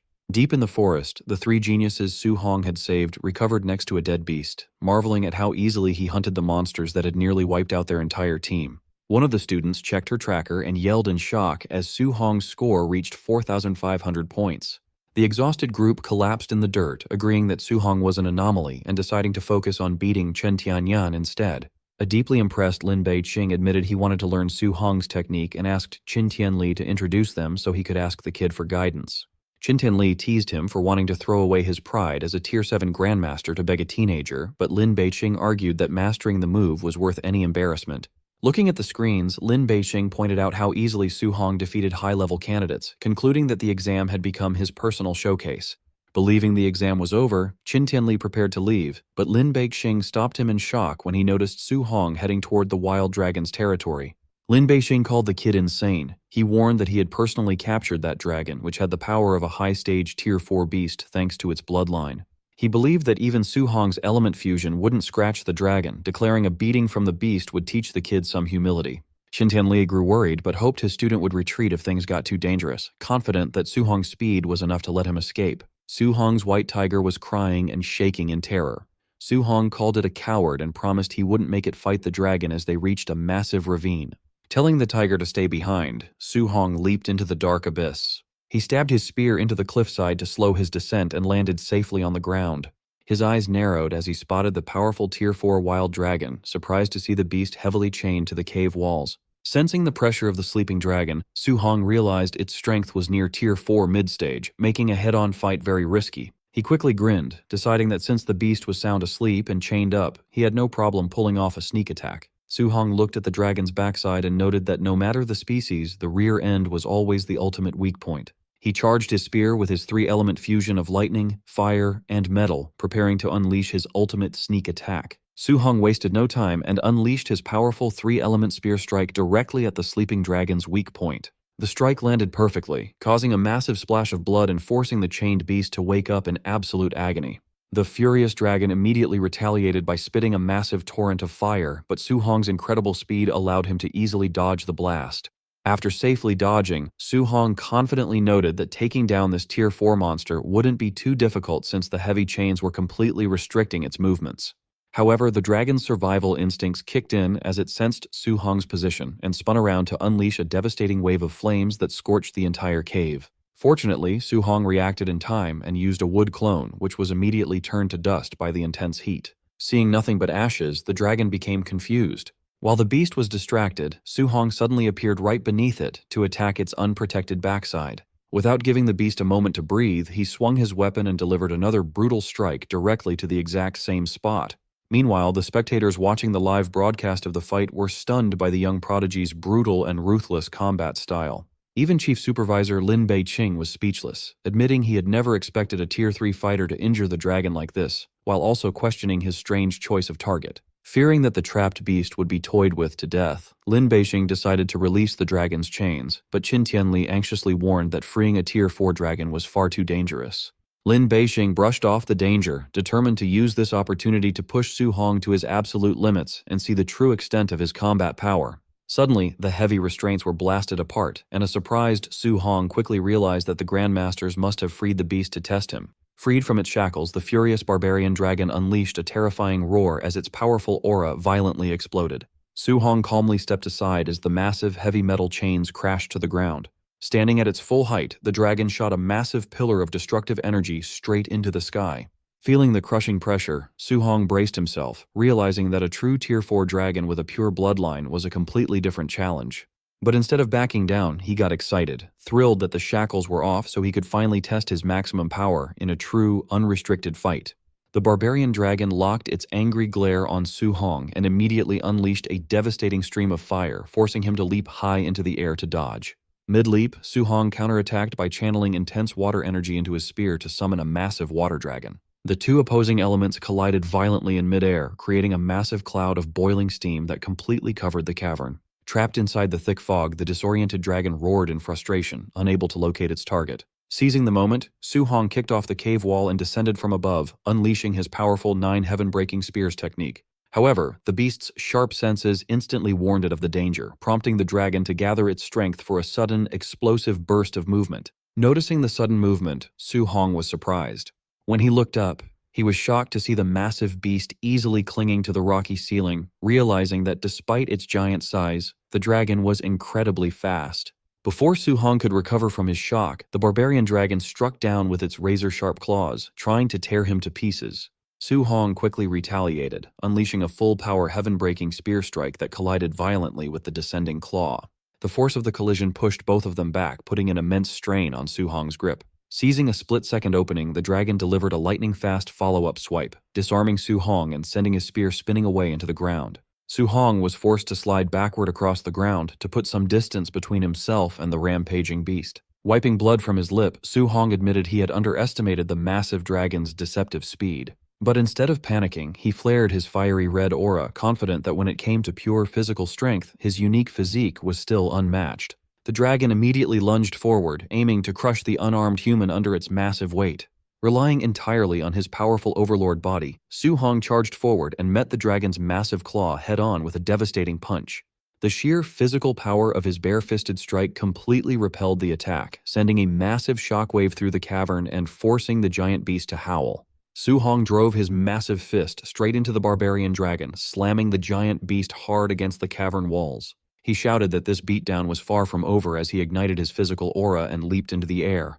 He slammed his fist directly into the dragon's face with a devastating punch that rattled the entire cave. The force of the impact shattered the dragon's giant fangs and sent them flying through the air. Without giving the beast a second to breathe, Su Hong chased it down and unleashed a rapid barrage of strikes that left the Tier 4 monster howling in pain. The watching students lost their minds over the broadcast, wondering if Su Hong had dragon blood himself to crush a Tier 4 beast so easily. Lin Beiqing demanded to know why Qin Tianli had never warned him that Su Hong's overlord body was so ridiculously overpowered. Qin Tianli admitted he had only expected the physique to rank in the top 30, but now he realized Su Hong's power easily rivaled the legendary war god body. Looking at Su Hong's incredible combination of god-tier talents, Lin Beiqing declared that he was guaranteed to shatter every exam record in history. Back in the cave, Su Hong landed a massive flying strike directly on the barbarian dragon's chin, knocking the giant beast completely unconscious. When the dust cleared and the system awarded him more 400 points, an exhausted Su Hong collapsed to the ground, knowing he could never have beaten this tough beast without his overlord body and three-element fusion. Lin Beiqing noted that no other student could have survived this fight, while Su Hong silently cursed the examiners for setting up such a crazy trial. Checking his screen, Su Hong happily confirmed that the 10,000-point dragon bounty was officially his, bringing his total score to an incredible 14,500 points. At the same time, a sweating Chen Tianyan stared at his tracker in pure panic, unable to understand how Su Hong had defeated a high-stage Tier 4 dragon all by himself. Other candidates across the realm lost their minds over the impossible score, screaming in disbelief at the massive gap between them. Su Hong's high score completely crushed the other candidates' spirits, leaving them crying on the ground as they apologized to their parents for being useless. Watching this breakdown on the monitors, Lin Beiqing commented on their broken spirits, and Qin Tianli admitted he also would have given up if he had had to compete against a monster like Su Hong in his youth. Shortly after, Su Hong casually set up a giant campfire to roast the legendary dragon's meat, leaving the outside spectators completely speechless. When his cowardly tiger emerged to beg for food, Su Hong scolded it for hiding during the fight before tossing the beast a large chunk of roasted meat. Half an hour later, both hunter and mount lay stuffed on the ground, so Su Hong decided to pack some of the delicious meat to bring home to his aunt and uncle. When the tiger began to glow with a bright red aura, a confused Su Hong asked if the greedy beast had just overeaten and bloated itself. Before he could get an answer, Su Hong felt a warm wave of energy and blood rushing through his own body. He was quickly surrounded by a fiery aura as system notifications flooded his screen, boosting his physical stats. Checking his updated stats, Su Hong smiled when he saw his vitality had jumped past 1020 and his legendary overlord body had reached 9%. Since upgrading his overlord body by just 1% normally cost 1,000 points, Su Hong realized that eating this dragon meat had saved him thousands of points. He smiled, realizing the barbarian dragon was an absolute goldmine where every single part was a valuable treasure. On the third day of the exam, two shocked candidates ran into the clean dragon skeleton, amazed that Su Hong had actually eaten the entire giant beast. Su Hong scolded his bloated tiger for eating too much, warning that he would turn the tiger into his next meal if it didn't lead him to more monsters, which made the beast cry. Terrified of being eaten, the tiger guided Su Hong on a wild hunting spree across the realm, starting on day 4 by easily defeating the special 9-life white ape. On day 5, Su Hong continued his rampage by tracking down and destroying the special deathworm. On day 6, he delivered a heavy punch to shatter the giant sky wind mad bull, leaving almost no high-level beasts left in the realm. On the final day of the exam, Su Hong tracked down Chen Tianyan and hit him in the face with a heavy wooden club, leaving the genius screaming in pain. Checking his tracker, Su Hong was confused when defeating Chen Tianyan awarded him 0 extra points, even though his own score was already at an amazing 35,500 points. He soon remembered that he had already robbed this guy earlier in the exam, realizing he could not steal points from the same candidate twice. Just then, a loud announcement echoed through the sky declaring that the 7-day trial had ended and the exit portal was open. As his white tiger whimpered in sadness over his departure, Su Hong gently patted its head and warned it to train hard so it wouldn't get beaten by future hunters.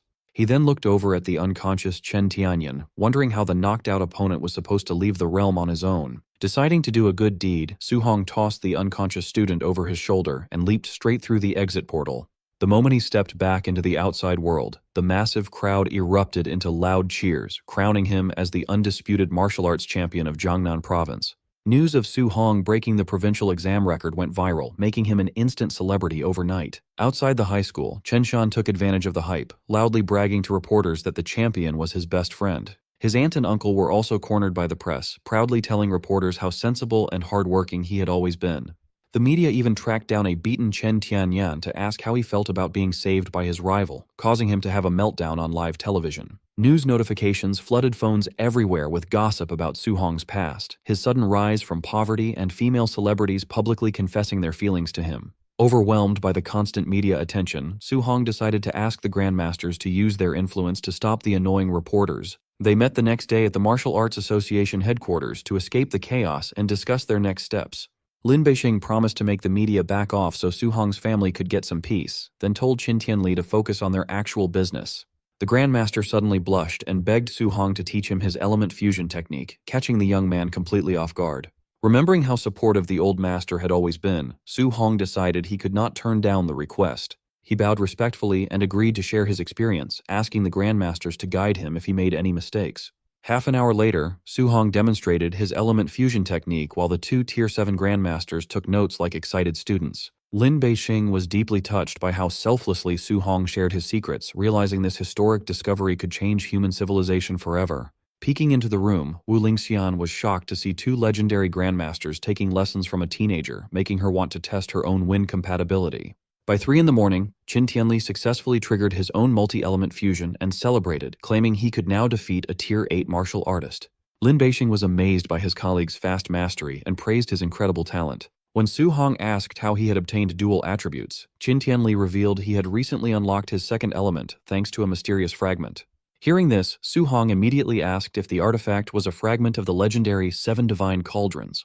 The two Grandmasters were shocked and demanded to know how he had learned that name, warning him that the cauldrons were a secret known only to the High Command. Su Hong explained that the cultists near the lake had been searching for them. He suggested keeping his own fragment a secret so he was not forced to hand it over. Lin Beixing agreed and explained that the cauldrons had originally been a single powerful weapon that shattered and scattered across the world. He warned Su Hong that enemy races had deployed large armies to find those fragments, and many had already fallen into hostile hands. Su Hong was confused, unable to understand what this legendary artifact had to do with him or why foreign races would target him. Qin Tianli warned him that since the fragments granted extra attributes, Su Hong's 7-element mastery would make everyone believe he was hoarding multiple fragments, making him a major target. Su Hong tried to argue that his talent was entirely natural, but Lin Beixing pointed out that nobody would ever believe that. To trick potential assassins, Lin Beixing suggested they claim Su Hong's multiple elements came from fragments he had already surrendered to the Grandmasters. Qin Tianli warned him to remain highly vigilant due to the human traitors hiding in the shadows, and Su Hong readily agreed to their plan. Lin Beixing reassured him that he would be safe at Magic Capital University, bragging that if anyone attacked him there, Principal Li would destroy them completely. Su Hong wondered if this famous Principal Li was actually a powerful Tier 9 martial artist. Lin Beixing confirmed his strength, revealing that Principal Li had once broken the leg of Imperial Capital's principal, leaving Su Hong glad to have such a powerful shield. Eager to win over his future protector, Su Hong asked about Principal Li's hobbies so he could plan how to get on his good side. Lin Beixing quickly warned him against bribery, noting that Principal Li despised flattery and might just break Su Hong's legs instead. Qin Tianli suggested that beating up the Magic Capital City Lord's son would easily catch the principal's attention, as long as Su Hong was in the right. When Su Hong acted innocent and claimed he never looked for trouble, Qin Tianli laughed and mockingly agreed that he was indeed a very good kid. Lin Beixing proposed a better idea, suggesting that beating the Imperial Capital Principal's relatives during the national tournament was the best way to win Principal Li's favor. The two Grandmasters schemed happily, telling Su Hong that if he defeated the rival principal's great-grandson and mocked their school, Principal Li would adopt him on the spot. Watching these dignified elders grin like villains, Su Hong broke into a cold sweat and decided not to let them corrupt him. Smiling innocently, Su Hong asked for a photo of the great-grandson, claiming he only wanted to make friends. However, the Grandmasters were not fooled at all. Meanwhile, at the Magic Capital admissions office, Director Wang Yang was reviewing candidates when he spotted a shocking score of 35,500 points. He ordered his staff to immediately pull up the combat recordings of this student named Su Hong. Minutes later, the staff huddled around the monitor in shock as they watched a high schooler defeat a Tier 4 barbarian dragon using a 3-element fusion. An assistant read the file aloud, revealing that Su Hong had perfect 100% compatibility across 7 different elements, leaving Wang Yang completely stunned. Terrified of losing such a genius, Wang Yang rushed to borrow a private jet, but Principal Li Chengdao stepped forward and declared he would meet the kid himself. Director Wang Yang was shocked to find out that Principal Li Chengdao already knew all about their amazing new recruit, Su Hong. Chengdao shoved a file into his hands, showing him the incredible news that more than 10 legendary grandmasters had recommended the boy to their school at the same time. Since his mind was made up, the principal told Wang Yang that they needed to go hunt down some targets before they traveled to Star City. Wang Yang begged him to let the school staff handle any personal problems, trying his best to stop his wild boss from causing another huge mess. Chengdao explained that they were only hunting demonic cultists who had set up a nearby base to attack Su Hong, which made Wang Yang feel relieved and quickly agree to the mission. Without warning, Chengdao grabbed the screaming director and flew straight into the sky like a shooting star. Deep inside the dark Tianfeng forest, about 50 kilometers east of the city, there was a hidden cave system. Inside this dark cave, the local cult leaders gathered around a stone table to plan a deadly trap for Su Hong before he could reach the university. The cult leader told everyone that the heavenly god race had promised them divine blood to turn them into gods if they killed the young genius, making the excited cultists celebrate wildly. He added that if several Tier 7 grandmasters could not kill a single student, they should all just end their own lives, so the cultists all promised to wipe out Su Hong. Floating high above the giant forest, Li Chengdao announced that they had finally reached their target. Wang Yang asked how they were supposed to find the hidden base among so many identical mountains, and the principal honestly admitted he had no idea where it was. Wang Yang offered to search the area, but Chengdao stopped him and told him to record a video instead, since he wanted to use the destruction as a new commercial for the university. The principal raised his hand to the sky and released his scary Tier 9 power. He called down a giant, glowing red hand from the clouds and slammed it down to completely crush the entire mountain range. The screaming cultists inside the cave were instantly crushed as the mountain collapsed, leaving nothing but a giant, smoking hole in the ground. Looking at his phone screen, a shocked Wang Yang realized that watching the principal fight made normal martial artists feel completely helpless against such crazy power. At Su Hong's villa, his aunt and uncle were surrounded by piles of expensive gift boxes sent by local families trying to make friends with the new champion. His aunt held up a bunch of photos and asked if he wanted a blind date with any of these rich girls, but an embarrassed Su Hong quickly said no. He said he was too young and needed to focus on his training, and his uncle loudly agreed with him.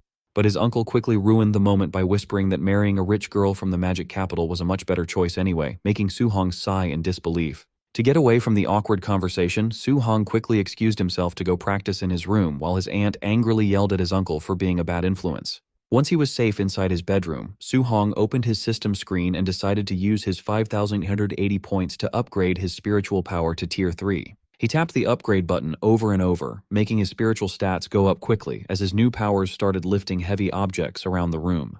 With his eyes glowing with white light, he activated his shield skill to create a solid energy barrier in front of him. He wanted to see how strong it was, so he threw a powerful punch at the shield to test if his new defenses could block his own strength. His punch instantly cracked the shield and shattered the energy barrier into tiny pieces. Instead of being upset, Su Hong was happy that the shield had blocked 30% of his punch, which was strong enough to easily kill a Tier 3 beast. He realized that with this shield, he could easily survive even if a large group of Tier 3 fighters attacked him at the same time.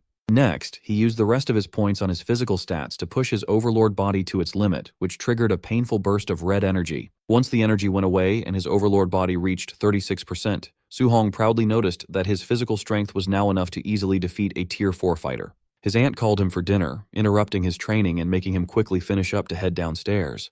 The next morning, Su Hong was sleeping peacefully when he was suddenly woken up by his loudly buzzing phone. As soon as he answered, his old principal screamed for help through the phone while loud explosions shook the school in the background. A few hours later, Principal Li introduced Chen Lin, the admissions director of Imperial Capital Martial Arts University, who looked surprisingly disheveled. He then introduced Wang Yang, the admissions director of Magic Capital Martial Arts University, who looked just as battered. Inside his completely wrecked office, Principal Li formally introduced the two directors to Su Hong. Su Hong quickly realized that the legendary rivalry between Magic Capital and Imperial Capital was so intense that these directors literally just had a fistfight over him. Shen Lin immediately tried to win him over. She offered unlimited free resources below A rank, half price for higher tiers, personal grandmaster tutoring, 3 free A rank martial arts yearly, and 30 million in cash. Principal Li nearly choked in pure shock. He quickly calculated that Imperial Capital was offering to spend over $1 billion a year on Su Hong alone. After smugly finishing her pitch, Chenlin challenged Wang Yang to see if Magic Capital could even come close to matching her offer. However, Wang Yang refused to back down. He proudly stated that Magic Capital treated all freshmen equally, offering only $10 million in resources a year and expecting students to earn anything extra themselves.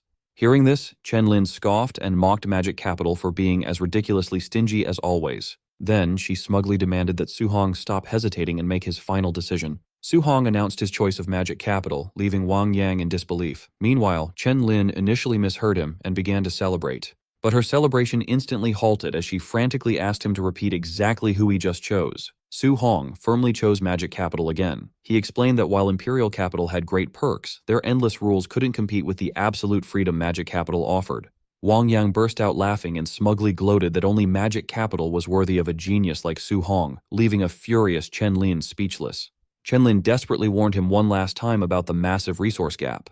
However, Su Hong firmly replied that calm waters don't make strong sailors, leaving her grinding her teeth in defeat. Wang Yang laughed heartily, praising the kid's incredible ambition and sharp vision. He then told Su Hong to report to school tomorrow. This caught the boy off guard since it was summer break and classes didn't start until September. Slapping an arm around Su Hong's shoulder, Wang Yang explained that no one at Magic Capital ever rested. He listed off a relentless cycle of freshman tournaments, club selections, trial missions, campus rankings, and virtual ladder matches.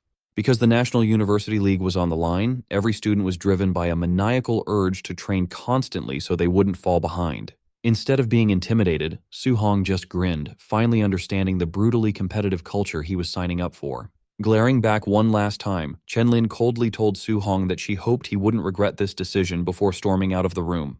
Chenlin immediately checked her phone and ordered her assistants to lock down the other 3 top-tier geniuses from Star City to salvage their recruiting trip. She then met with Star City's other 3 top-tier geniuses, Lin Xinghe, Wang Tiantuo, and Xiao Nan, inside the City Lord's mansion. However, they crushed her hopes by declaring in unison that they were also choosing Magic Capital. Annoyed, Chenlin dismissed their talent as mediocre anyway and quickly redirected her team to target the top 3 students in Hang City instead. But when she visited Hang City, those 3 students delivered the exact same devastating blow, cheerfully choosing Magic Capital too. Chenlin completely lost her mind in rage, unable to understand why every genius was choosing Magic Capital. In desperation, she pinned her last hopes on recruiting the province's second-place genius, Chen Tianyan. Later, inside his luxurious mansion in Wencheng, Chen Tianyan casually interrupted her pitch and flatly chose Magic Capital as well. A baffled Chenlin asked why he would reject Imperial Capital when his older siblings were already there. Chen Tianyan explained he needed to go to Magic Capital to defeat Su Hong first and claim the title of Jiangnan's top genius. He fired himself up, declaring he would crush his older brother and sister in the national tournament to show everyone who the real family prodigy was.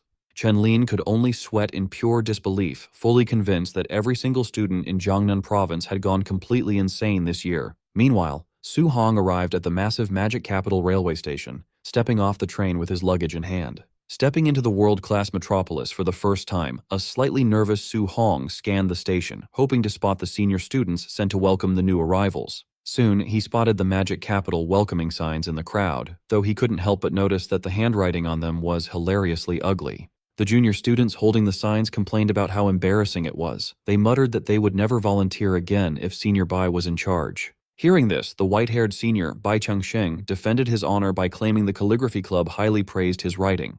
However, the juniors quickly pointed out the flaw in his logic. They reminded him that the calligraphy club only praised his writing because none of them could actually beat him in a fight. Bai Kangsheng just dismissed their complaints and happily chalked their criticism up to a complete lack of artistic taste. The juniors could only sweat in silence.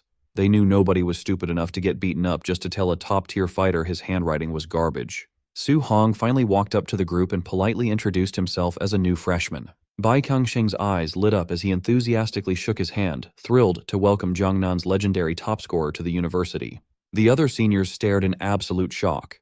They whispered in disbelief that this average-looking kid was the absolute monster who killed a Tier 4 dragon and cleared out the entire exam realm. Ignoring their whispering, Bai Tangsheng cheerfully offered to guide him through the enrollment process and show him around the campus, which Su Hong happily accepted. They soon arrived at the front gate of Magic Capital Martial Arts University. Su Hong was completely blown away by how grand and majestic the entrance looked. Bai Kangsheng warned him not to get any ideas just because the school plaque was made of precious A-rank alloy. He chuckled, mentioning that while students tried to steal it every year, the gatekeeper grandpa always broke their legs. Moving on, Su-hong lined up at the registration booth to officially enroll, receiving his freshman handbook and point-tracking bracelet from the staff. His registration was suddenly interrupted by swooning girls screaming loudly as Bai Kangsheng casually waved back to his adoring fanbase. While the senior enjoyed the attention, Su-hong focused on setting up his new gear. Bai Changsheng then explained that points were the ultimate currency at Magic Capital, used for everything from resources to basic food. He noted that freshmen started with just 100 points and had to earn the rest themselves. Su-hong activated his bracelet, bringing up a hologram that displayed his name and initial balance of 100 points. Seeing this, he wondered if defeating opponents in the virtual ladder battles would award him martial Dao points, potentially solving his stat farming worries forever. Next, Bai Kingsheng led him toward a massive luxury villa, congratulating him on being randomly assigned to the best dorm in the first zone. However, Bai smugly warned him that dorms could be violently stolen by other students at any time. This prompted Su-hong to angrily accuse the school of running a shameless, state-sanctioned scam. Overhearing this, several jealous onlookers immediately plotted to team up and beat him down to seize the luxury villa for themselves. This is the end of the video. If you guys want to see the next part, then don't forget to subscribe and like the video.